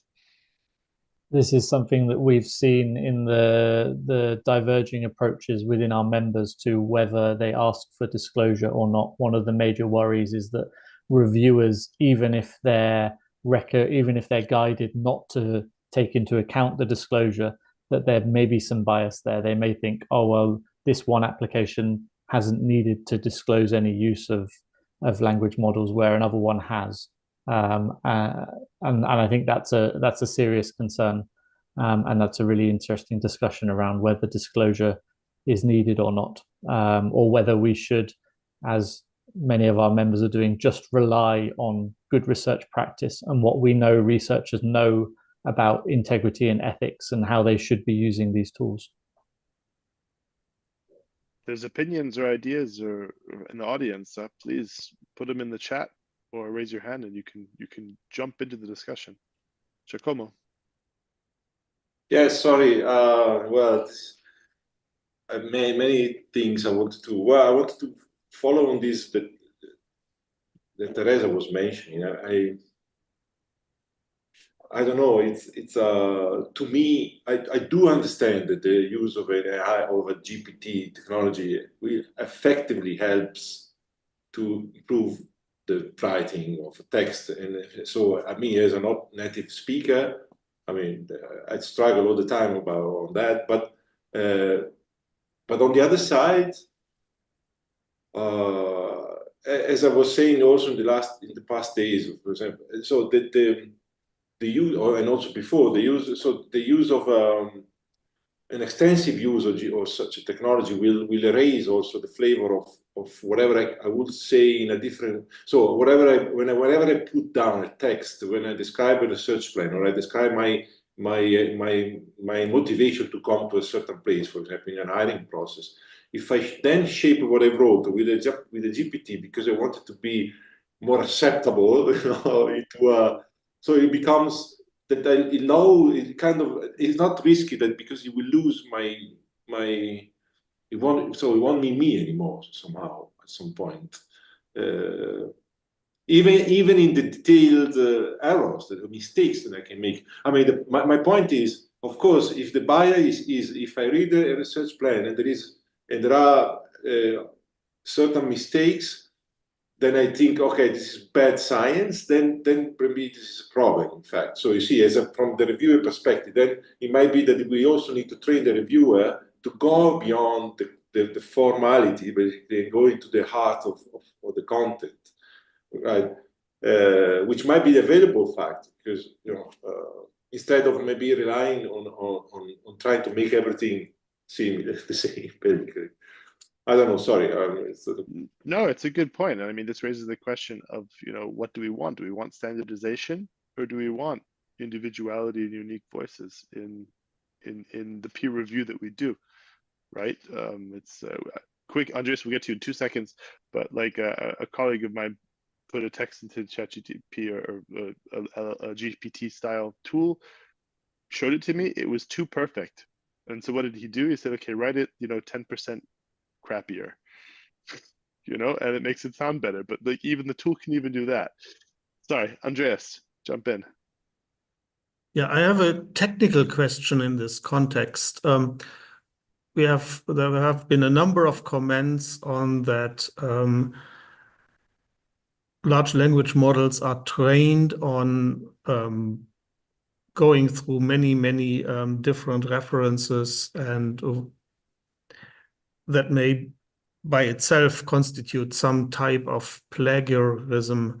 We have heard about hallucination and so on. So how much of that is kind of inherent technically in how these large language models work?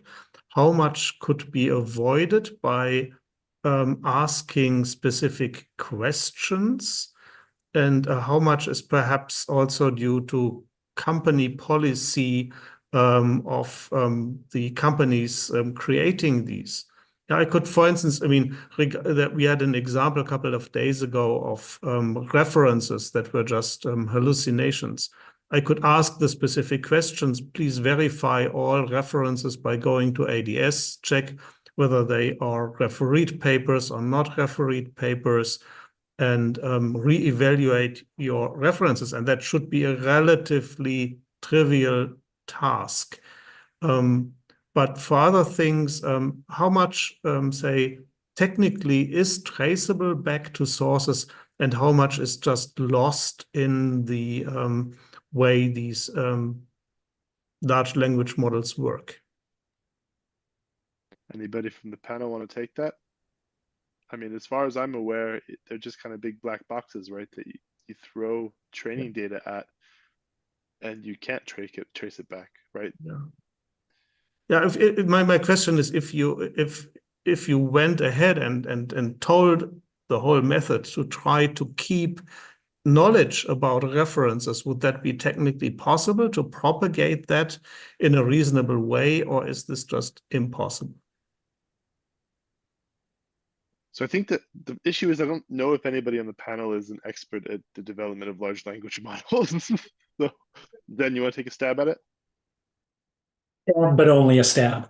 What you are talking about, if you want to have it generate correct references, that is going to be a separate thing from the large language model.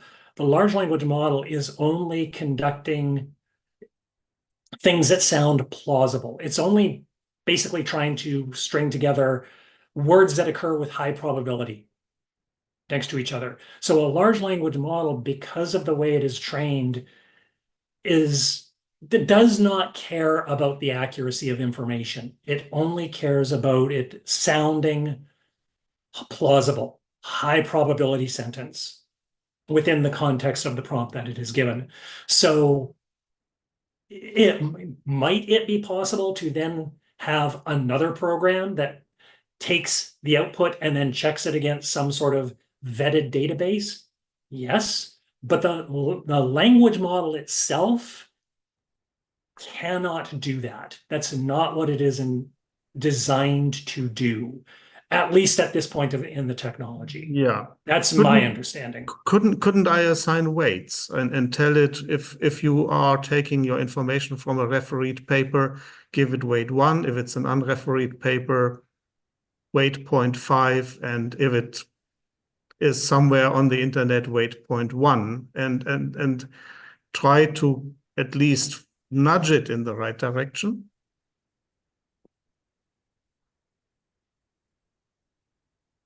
I don't know. Yeah, we shouldn't guess, I think, at this point, especially since we're being recorded. But I mean, what you say, Zen, is interesting, because maybe a GPT can be put into a pipeline, right? Like you said, do this output, then put it into something else, right? So it becomes this chain, just the tool in the chain instead of the one-stop shop for solving everything. George in the chat writes that, maybe you don't want to have things traceable, the sources traceable, because that opens the companies up to copyright infringement claims. A hand just got lowered, but Fabio, please jump in. I'm very sorry that I couldn't follow the presentations today. We are in proposal submission time, and you know what it means. This, I think, was my question the very first day about a small language models. True, you have to deal with a large language model, and if you do something specific like evaluating proposals, astronomical proposals, do you need all the rest? You can play with the context, of course, with prompt engineering. But is this the best way? So are we not going into the direction of several agents or models very specific? I see the value in this sense. We talked about a lot about ChatGPT and models to assess proposals. And my personal conclusion was that the value we can bring is for the reviewers. So to summarize the proposal, especially if they are not the completely experts in the field. And already that can be a problem. Hallucinations are always behind. So my question can be, are we going towards specialized models? And from the other discussions, as a developer, it's becoming clear to me that in the next months or years, we are going to develop facades in front of these models for several reasons. Why? First, because they are black boxes, as we said. Second, we want to check, and then there's the RAG part. So probably this is one direction. You raise a really interesting point, right? That we're moving towards like the idea of a generalist model, right? Large language models being for everything, and specialist models, the smaller ones adapted. And science and research is inherently a specialist, right? We have lots of domains which are specialist focused. So the issue of assessment using a generalist tool for specialist needs creates issues. I think it depends what you want to achieve. If you want to have experts or simulate an expert, probably yes, this is the way to go. If you want to do research and find a breakthrough discovery, I think it's the other way around. You want to have a multidisciplinary systems and then can make connection. And for that, I have several questions, probably for the last day. What do others on the panel think?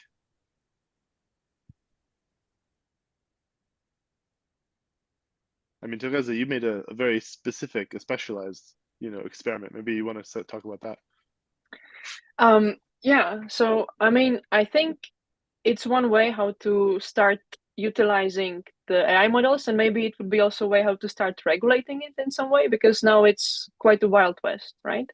But if companies like ESO, for example, would provide some trained language model that would be incorporated into our tools that would work together with the reviewers, I mean, I can see that being extremely helpful.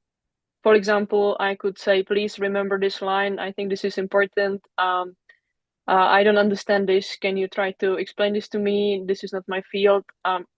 Yeah, I think this would be extremely helpful. And then maybe also our users wouldn't have the need to share content that they shouldn't with the other large language models. And yeah, so I think there is definitely space for developing in this way. Good point with the need, huh? Simone, oh no, James, let me get James in first, and then Simone, you're next.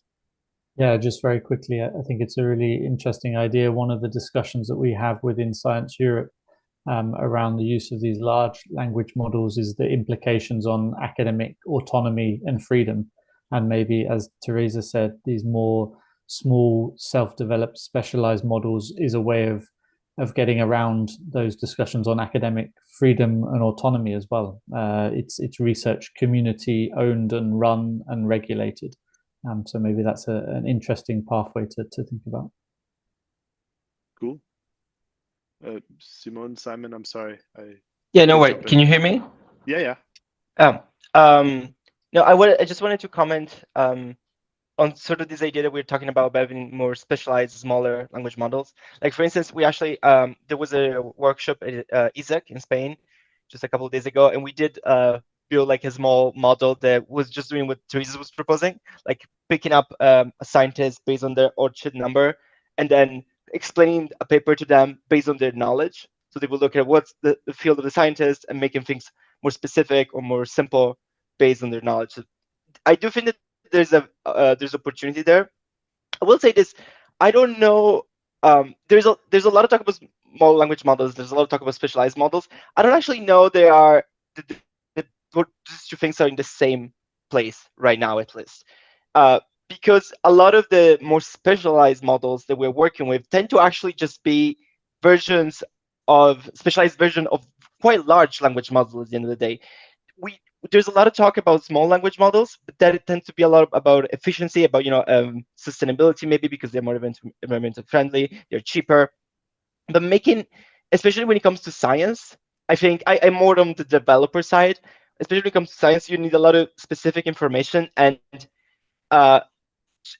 training from scratch, that is creating a model for science, especially for scientific language from scratch without using the base of a large language model, has been proven very challenging. I would say the only, if you want to look into this, there is a company called a nonprofit called Allen AI. They're probably the only ones who have come out with still quite large, to be honest, but smaller language model specific for science, whose training data is all completely open and accessible. Those are the only exception, I think. Otherwise, I don't actually know that we are going into the direction. And so one last thing, I will say, the idea of traceability of what the output is coming out. We're trying to do, I think, just in general in the environment, that's what people have been trying to do with retrieval augmented generation, or RAG. But it's not really possible for to train a model, at least not with without any substantial mathematical advances, I would say, because the way the model produces outputs has been measured several times. It's just like a statistical calculation. So there's no so sometimes the output is somewhat completely novel in a sense, and otherwise it's extremely close to some data that's been seen in the training set. But the model doesn't know when it's producing something that is extremely close. So unless you have a secondary check, it's really not possible, unless you do substantial changes to the architecture, to the point that what I'm trying to say is they would look nothing like what they look like now to achieve the result. So maybe one day, but it's nothing that I think it's getting close. Cool, thanks for that. I mean, yeah, you're right. The AI companies that are dominating the field are much bigger than the small ones, or what we can even hope to do in research. Any comments or feedback on that from the panel? If not, I can switch a little bit to a different topic. So Vicente, you were talking about finding reviewers, right? So using AI to find reviewers, which is a relatively non-lethal, let's say, use of AI, that harmless, or mostly harmless, to use Douglas Adams' talk. But I want to get into the why, the needs behind it, right? Because I already asked you about the quality. Let's not talk about that, but diversity and how. I mean, maybe this is a question you know more about the astronomy domain than me. How do you make a really diverse pool to draw from, right? How do you find the people that aren't visible, right? I'm a funder. If I look for a reviewer, maybe I find somebody, but finding their email address and how to contact them is next to impossible sometimes, if they haven't published as a corresponding author or don't have their email address somewhere, right? How do you make that pool as diverse as possible, as large as possible to draw from?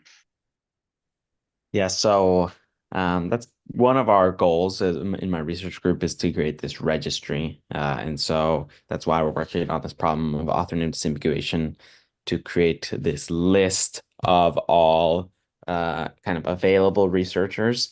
And so, yes, what we're doing, we can't solve the email problem because that is really hard. It's not available on a lot of papers, and maybe it's just one corresponding author, etc. But what we can do is at least give you information, give an observatory enough information to try to look for them, either through email, just have more options. So what we're doing is, basically taking the scientific literature and distilling it into this list. And it's a little harder than you would think because of this problem of author name disambiguation. If you just do it in a kind of simple way, you will merge lots of people together, and that disproportionately affects people from different parts of the world. And so this is an important problem to take sensitively and train models that take that into account, and specifically more on the data side, making sure your data is representative of the community, because currently to create these data sets, it takes a lot of manual labor, to annotate, are these two papers written by the same person? Which, if you've ever like gone to do manually, even manually is difficult sometimes to figure out, if they have the exact same name, work in like the field might be like related, a lot, especially now, a lot of people will work on interdisciplinary things that you're not sure if this is the same person. And so, yeah, our goal is to create a registry with as much information as possible that can lead to diverse panels or even, distributed peer review systems, so that you can, yes, identify, maybe some researcher that might be isolated across the world that is an expert in this thing, but we don't know about. And so creating this registry doesn't just solve issues for peer review, but also, for conference talks. You might only know the big names in the field, and so those people get invited to the same, like as invited speakers over and over and over again. But using something like this, you can like look for people who are from different places in the world who, maybe not just Euro or US centric communities, but South America, etc. And so that's our goal. That's the why. And now using these tools, we currently have on an astronomy and like physics data set roughly 98% accuracy. I don't believe that in the problem that I'm working on, you'll ever get to 100% because the data will never be clean enough, but that's more on the technical side. So if anyone has any questions on that. Cool, thanks. Let's maybe dig into the how can we diversify. Also, maybe there's other ideas on how we can use AI tools to find a more diverse range of people to review. But Zen, please. I was just going to say that arising from this is sort of the assumption that the scientific literature is all available, all machine readable, and it's not. Particularly when we're talking about generative AI and large language models, and this does come back to reviewers, because the issue of, is a reviewer findable? Well, that assumes that the reviewer is published. Probably it assumes that the author is published in English in a journal that has been indexed in some way. And then the question becomes, well, which of the many indexes is that author represented in? And oh, by the way, what metadata has the journal collected about the author? So there's a lot of underlying assumptions about the availability just to even start thinking about, well, how can we include all authors, right? And there's already, before it comes into what you can put into any kind of AI recommendation system, there's a lot of screening that goes on before that we need to be aware of. Cool, thank you. Are there other things that we're missing? Like Tereza, you were talking about the distributed peer review model, right? You and Vicente brought it up, which is cool. I know it's being piloted by other funding agencies. I didn't know that it was being used by the astronomers, but that's awesome. Is that also helping to diversify who's in peer review, or does it just kind of like the same people asking for observation time always reviewing the same people's proposals? Yeah, so if I can comment on what we are seeing, so maybe like fundamentally what I realized is somewhat challenging at the moment. So for panels, we have dedicated person that is really making sure that the panel members are diverse. Yeah, so that all nationalities are represented and that the genders are represented and these things. For DPR at the moment, we don't have any tools to do that. So we allow people to delegate reviewers per team, and we don't control nationalities. We cannot control genders. So this is, I mean, I think it's possible. There are assignment algorithms that can have diversity flags of various sorts. So I think it's not like total showstopper, but it's something that at the moment in the DPR, basically what we see is pretty much the representation of the community, which is still quite far away from being really diverse, like in terms of nationalities and genders. Yeah, what is though, I think, a big advantage of the distributed peer review is that we get many more early career scientists that can get trained and that have actually access to participate. Because usually in the expert panels, you only nominate senior members, while now in the DPR, we have 20% of, for example, just PhD students and early career postdocs, and they get access to the proposals, they can learn how to review. We allow that they consult it with a supervisor or mentor of sorts, so they can even get a feedback from somebody, and they can also contribute, which I think is great because they're a huge part of the community and they produce significant body of the research. So this is at the moment one of the biggest advantages. That's awesome. As long as they're getting proper training and stuff and feedback, that's cool. James, are you aware of like other good practices around Europe that might, help to diversify peer review pools? Not that are as relevant, I think, as what Tereza presented. I think it's something that's really a challenge for our reviewers. I really like the question around whether these tools are really expanding the reviewer pool or just making the selection a bit better within the existing reviewer pool. And I'd love to see more data on that. I think the example that Zen gave in his presentation about, I think it was the Australian funder, saying that acceptance levels for the reviewers approached had increased. I think that's a really interesting metric that could be used as part of those analyses as well. But I wonder whether, to what extent we're extending the reviewer pool rather than just making better selections within it, and whether those that are not within the pool that we can currently see will ever be captured, and how we can capture more of them. Excellent, thank you. Yeah, agreed. Oh yeah, good. Giacomo, please. No, sorry, Sean. It's a change of topic, but I mean, it's okay with you. Okay, no, it's just while I was listening and a question raised in my head. Is a very fundamental and very, if you want, abstract question. But I was asking myself, why do we need this technology, right? So, okay, we gave plenty of example of using it, but beyond that, but why? But why really?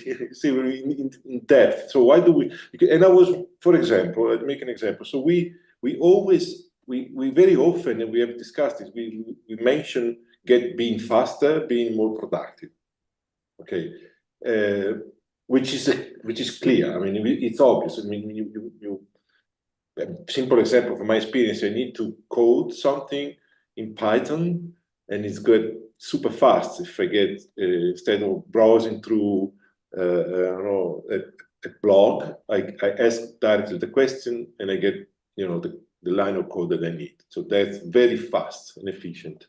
Clear, but in general, in the big picture of going to the speed of science, I was wondering, do we need to go faster? Well, and in this exercise, I was asking something that we did already yesterday. So let's try. I don't know if you want to do this game, but so let's imagine. So let's try to evaluate the speed of science of today. Okay, with respect of the beginning of the 19th century. Okay, I mean clearly today we are gigantically fast, right? We have access to fantastic data. We have publishing like never before, probably. Producing information to a rate that is never seen before. Okay, but still we are still stuck to. I mean, it seems to me that we are fundamentally stuck to the question that were raised in the 19th century. So I was wondering. Do we need to go fast? So are we not trying to cure the symptoms instead of going to the problems? You see, with the so okay, or maybe AI will help us to slow down. So I mean, let's So the AI process things, and we can sit down and read a book about fundamental physics and think about it for 5 days, because I don't need to bother about the rest, you know. So because at the end of the day, what I want to say, so my capability to grow, to learn, I mean, will not change. I mean, my brain will not become faster. I mean, I don't think so, right? Unfortunately, it will still take time to read, digest in silence somewhere, understand what I did, made some exercise, and then I know, and I grow, and I go. So this is not going to change, right? Okay, so I put so you see, so are we back? So the point is, so looking in perspective to the future. I mean, are we today doing better than than 100 years ago, for example, in terms of scientific quality or scientific outcome? Maybe yes, I don't know. You raised some hands with that comment. James, you first. Thank you. Yeah, I think it's a really important question. If I take the peer review, the reviewer's selection issue as an example, I'm not sure it's only or really about speed. So something we hear from our members is that there's really a general fatigue around the peer review process.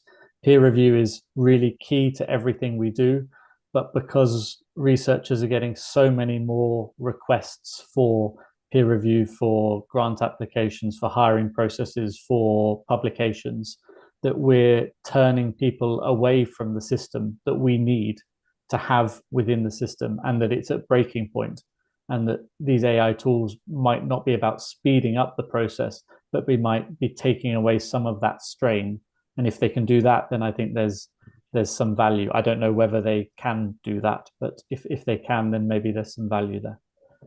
But isn't the problem what is creating the pressure instead of Well, I think we've relied on the goodwill of researchers and their willingness to say yes to too many reviews for too long. I think that's something that we have discussions on, that we've relied on that goodwill, and the system is now at this breaking point. Without being properly recognized and rewarded for their work. Vicente. Yeah, so great comment, and I think a really fundamental question that is starting to be answered. There are two young fields, young in the sense, especially compared to astronomy, meta science and meta research. I see them as they're very related, slightly different, I guess, but you can think of them as the same thing, which are trying to study the research system, trying to study the scientific, like the science field in general.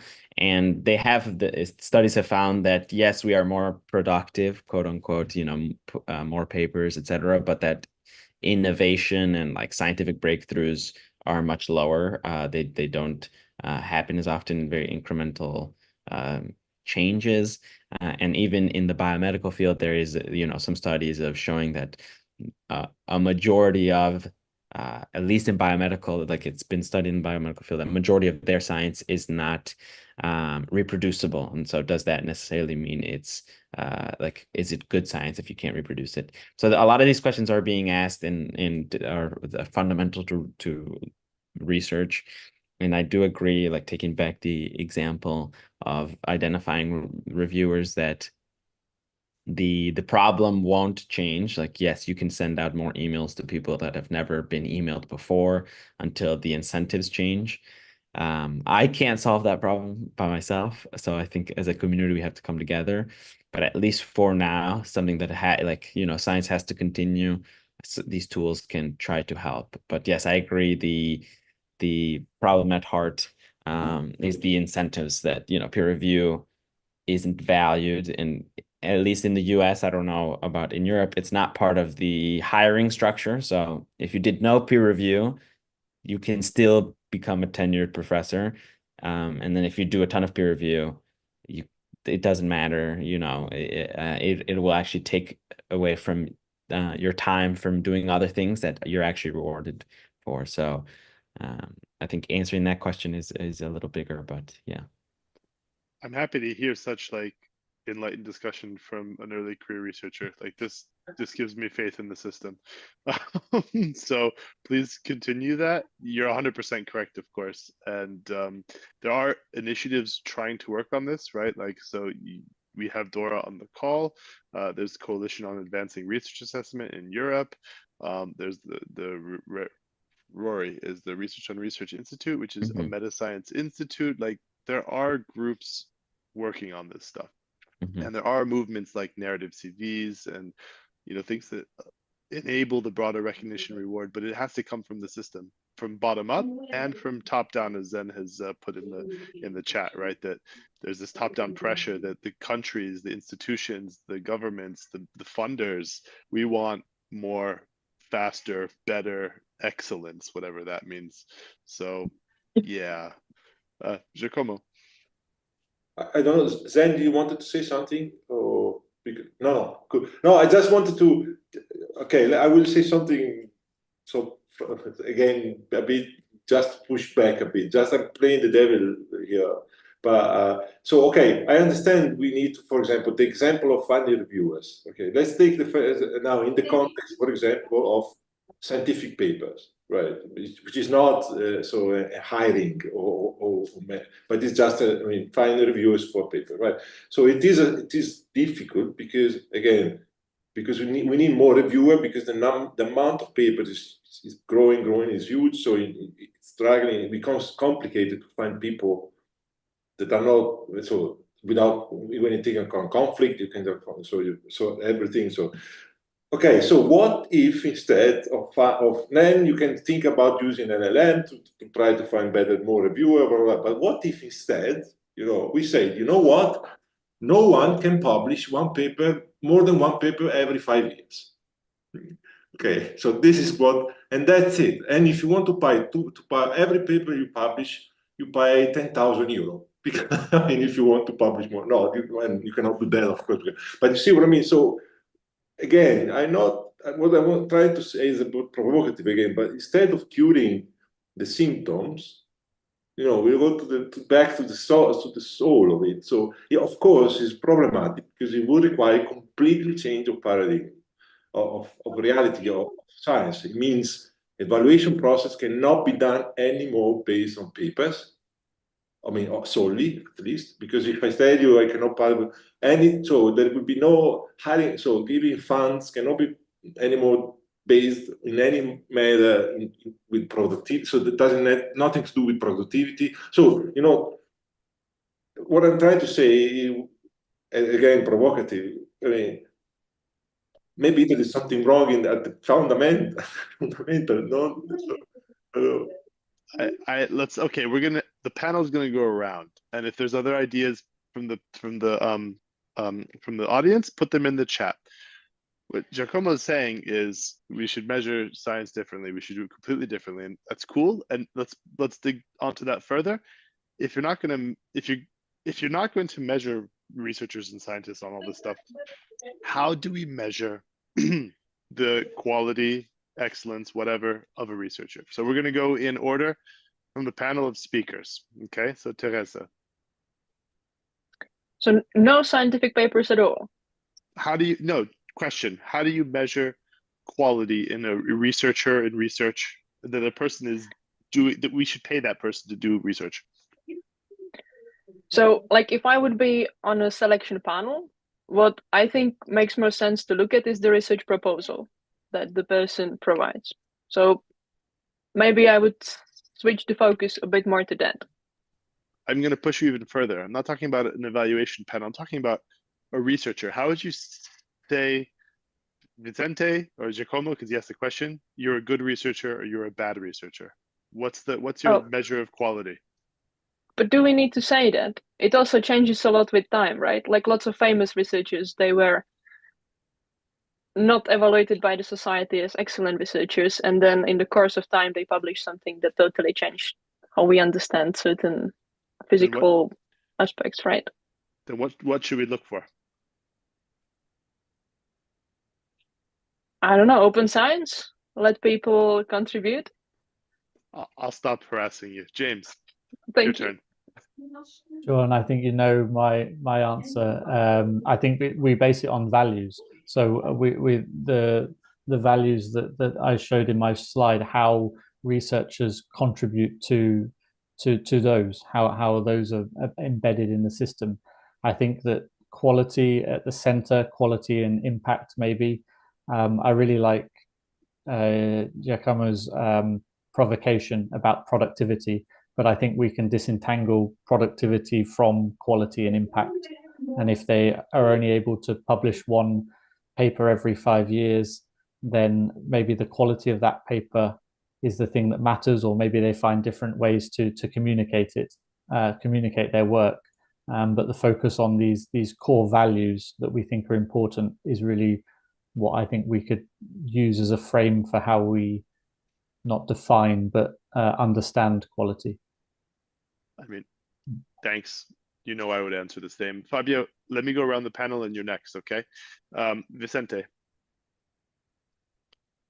I'll say I'm not 100% sure. I haven't thought about it enough. I think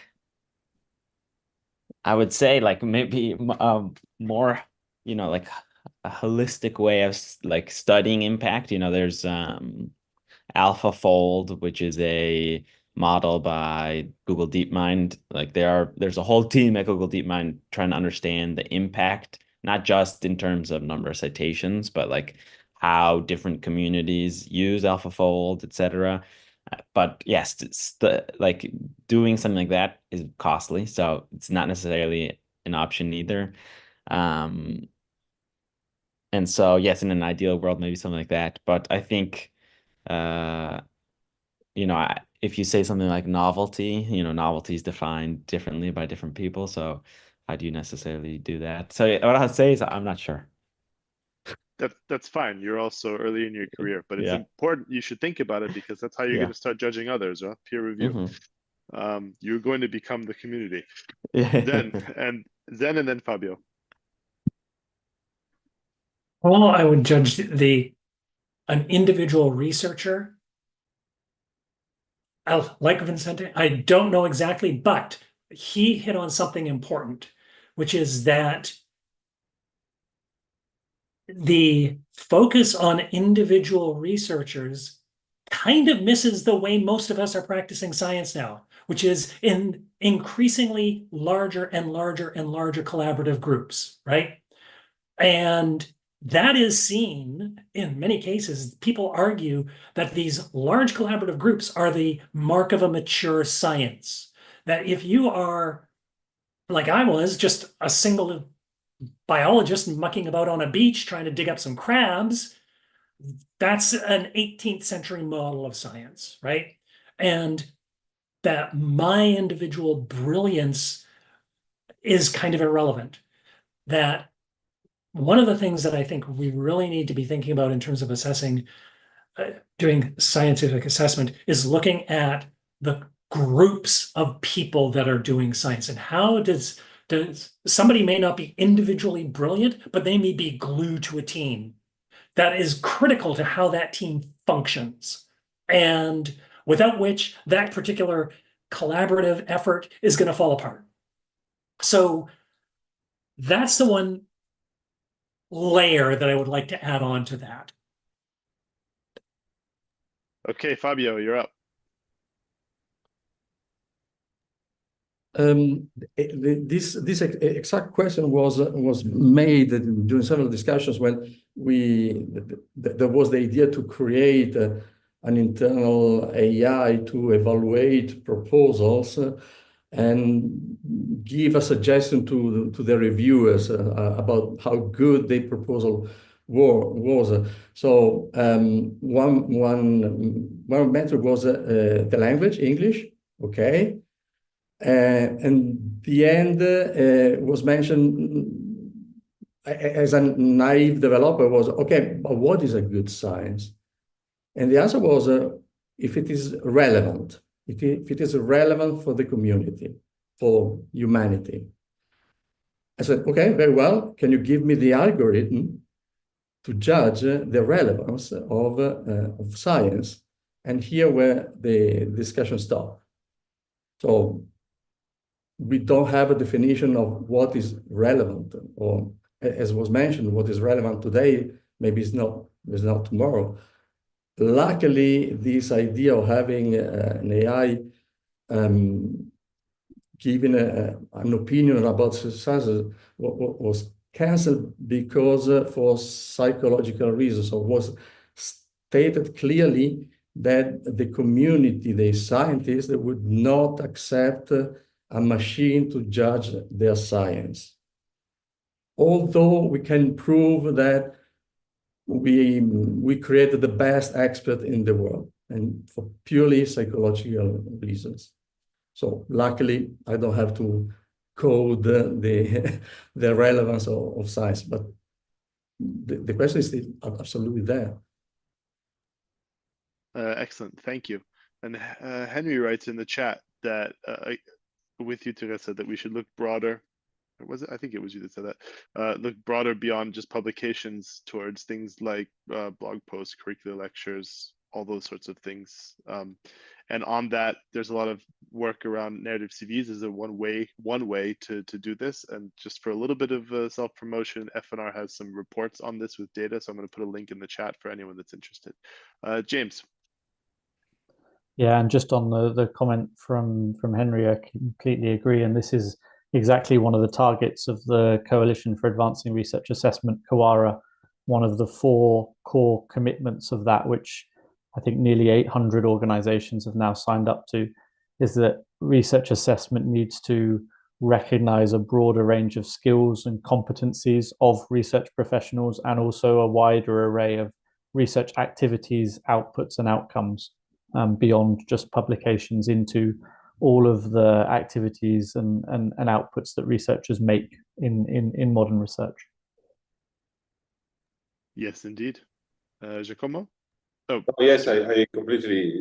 First of all, thank you very much. I mean, of course, I value the importance of publishing science. I mean, just to make a disclaimer, it's not that it's not important to publish. But on the other side, just to maybe conclude my thought, my dream, if you want, is to have a selection process, or that is just try to focus on meritocracy, right? And productivity and meritocracy to me are kind of not synonymous in a sense.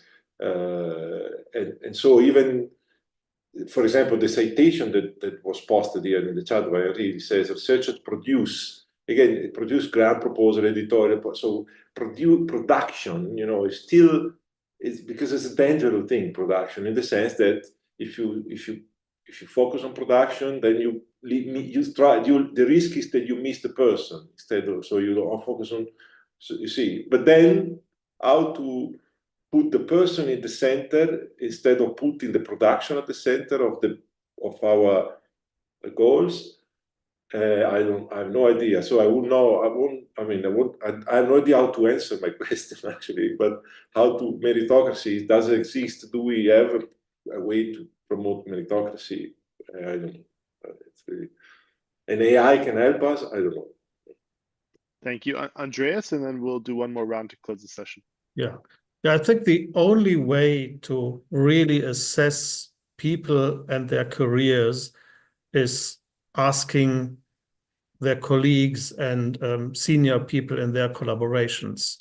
There are many, many contributions that are not really documented at all. For instance, if you go to a large collaboration consisting of, say, 100 is not even that large these days. It's very hard. On publications, you cannot see at all what the contribution of the individual was. There are 100 names sorted alphabetically. That doesn't tell you anything about individual contributions. There are also huge biases in the sense that, especially in our field, astronomy, we have people building instruments. That is, in that sense, astronomy is quite different from most other disciplines of physics, where you have experiment and theory. We have theory, observation, and instrument building. And largely, instrument building is very poorly documented. You cannot really find the information by any means that is semi-automated. The only way of finding out is ask the PI of the instrument or ask the customer. Say, I'm heading an instrument group, we build instruments for ESO, so ask ESO about how they judge our instruments. That's the only way of finding out. There's no way you can do this by any numerics or by any crawling on the web. Yes, I mean it's what Giacomo said, right? It's about the people, not the outputs.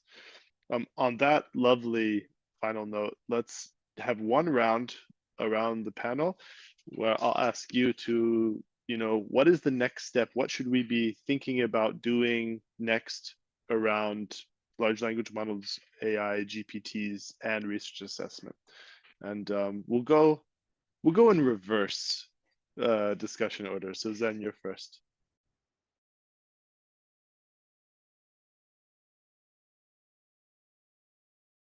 You're muted. Yeah. Well, I got it. What we should do next. Oh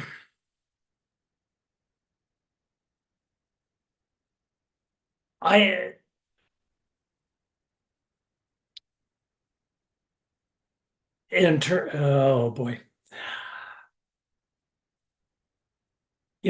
think that where we are right now is a lot of people are trying to develop guidelines, right? Guardrails was kind of been the word of the day for developing AI and how it could be used in science. I think that honestly, before we rush to any kind of implementation, we do need more of the kind of research like Tereza is doing, more of the kind of research like Vicente is doing, because these are open empirical questions about, will generative AI deliver the things that people hope they might, or in some cases, big companies are promising that we're going to be better, more productive, and so forth. And as I said, I don't think that's clear. And I think that we honestly do need to really delve into, is it going to deliver the thing that we want before we start thinking about anything in terms of actual research, assessment, implementation, before it gets put into the hands of some search committee or some provost who's going to use it to decide who gets tenure or not. Because I do not want to live to see the first person who's denied tenure because of an algorithm. Done. Awesome. Thank you. Vicente?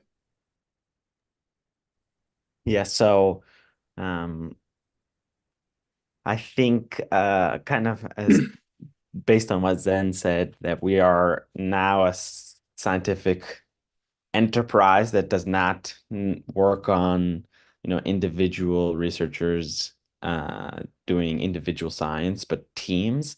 And so I think the interesting thing that I want to do and would like to do next, using not necessarily generative AI, but even just traditional neural networks and machine learning, and yes, the power of the new language models to represent things that are text, but to create a more collaborative world, to create a more interconnected system so that we can be better at working as teams. And that's what I would be most interested in doing, is assisting collaboration using machine learning.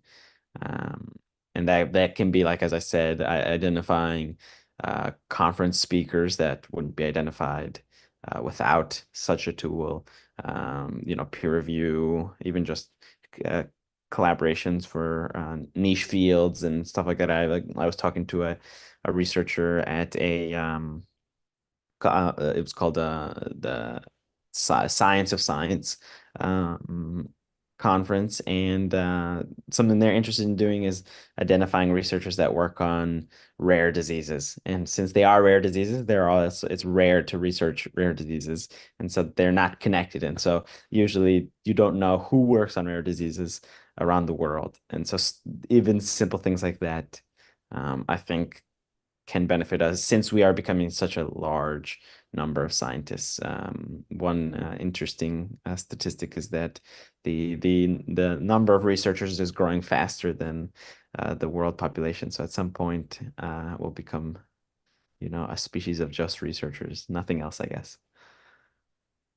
Not a bad goal. James.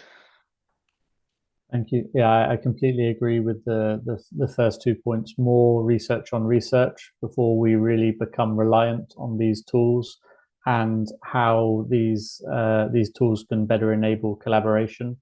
From a funder's perspective, I think that if we think these tools are really going to be useful for our research systems, we need to be working towards ensuring that they're more open and that there is more equitable access to them as well. Thank you. Tereza?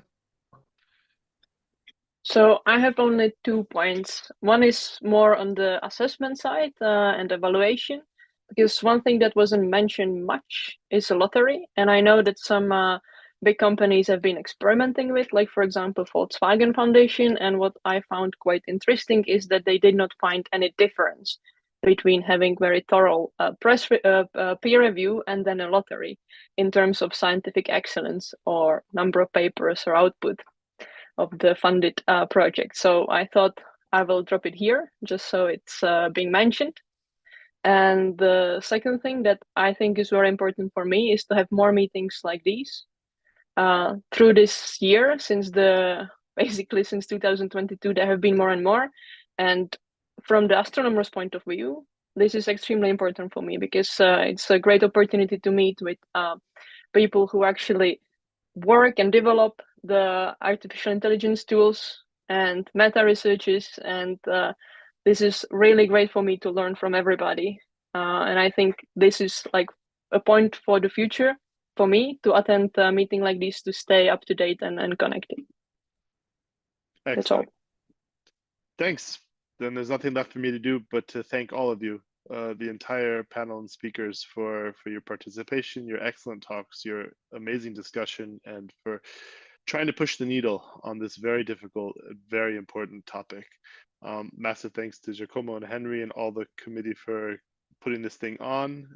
It's always a treat and a pleasure to talk to you and to lead these discussions and to listen than anything else. So with that, I'm done. I'll pass it off to Giacomo for anything. Yeah. Final words. Well, very quickly, just to share with you the congratulations to and thanks to our speakers. It was really remarkable and very high quality and very, very professional. I mean, a lot of food for thought. So thank you so much. Sean, you are a jewel, I have to say. Really, really, very good. Congratulations. You are so creating such a nice atmosphere, the flow of the discussion, your ideas, your contribution. Really, thank you very much. It's always a pleasure to work with you, and I'm sure we will keep working in the future together. And with that, thank you everyone. And so just to remind you that tomorrow we have our last day. We will have a talk about, it will be focused on so there is a lot of overlap, because we will focus on basically editorial issues, so, or let's say not issues, sorry, basically publication policies with Nature Astronomy, we will hear, and also about ethics in the use of AI. So again, very overlapping with very much with what we discussed today. And also we start at 2:30 Central Europe Summer Time, so half an hour with respect to what we did today. And also, please, you might have received an email with the questionnaire. Please take a couple of minutes to fill it, so we can have some. Again, it's in the spirit of collecting data and making analysis. Completely agree. We need to understand the system. So this is maybe a small contribution to that, and make an experiment. So thank you, everyone. And with this, I see you tomorrow. Bye.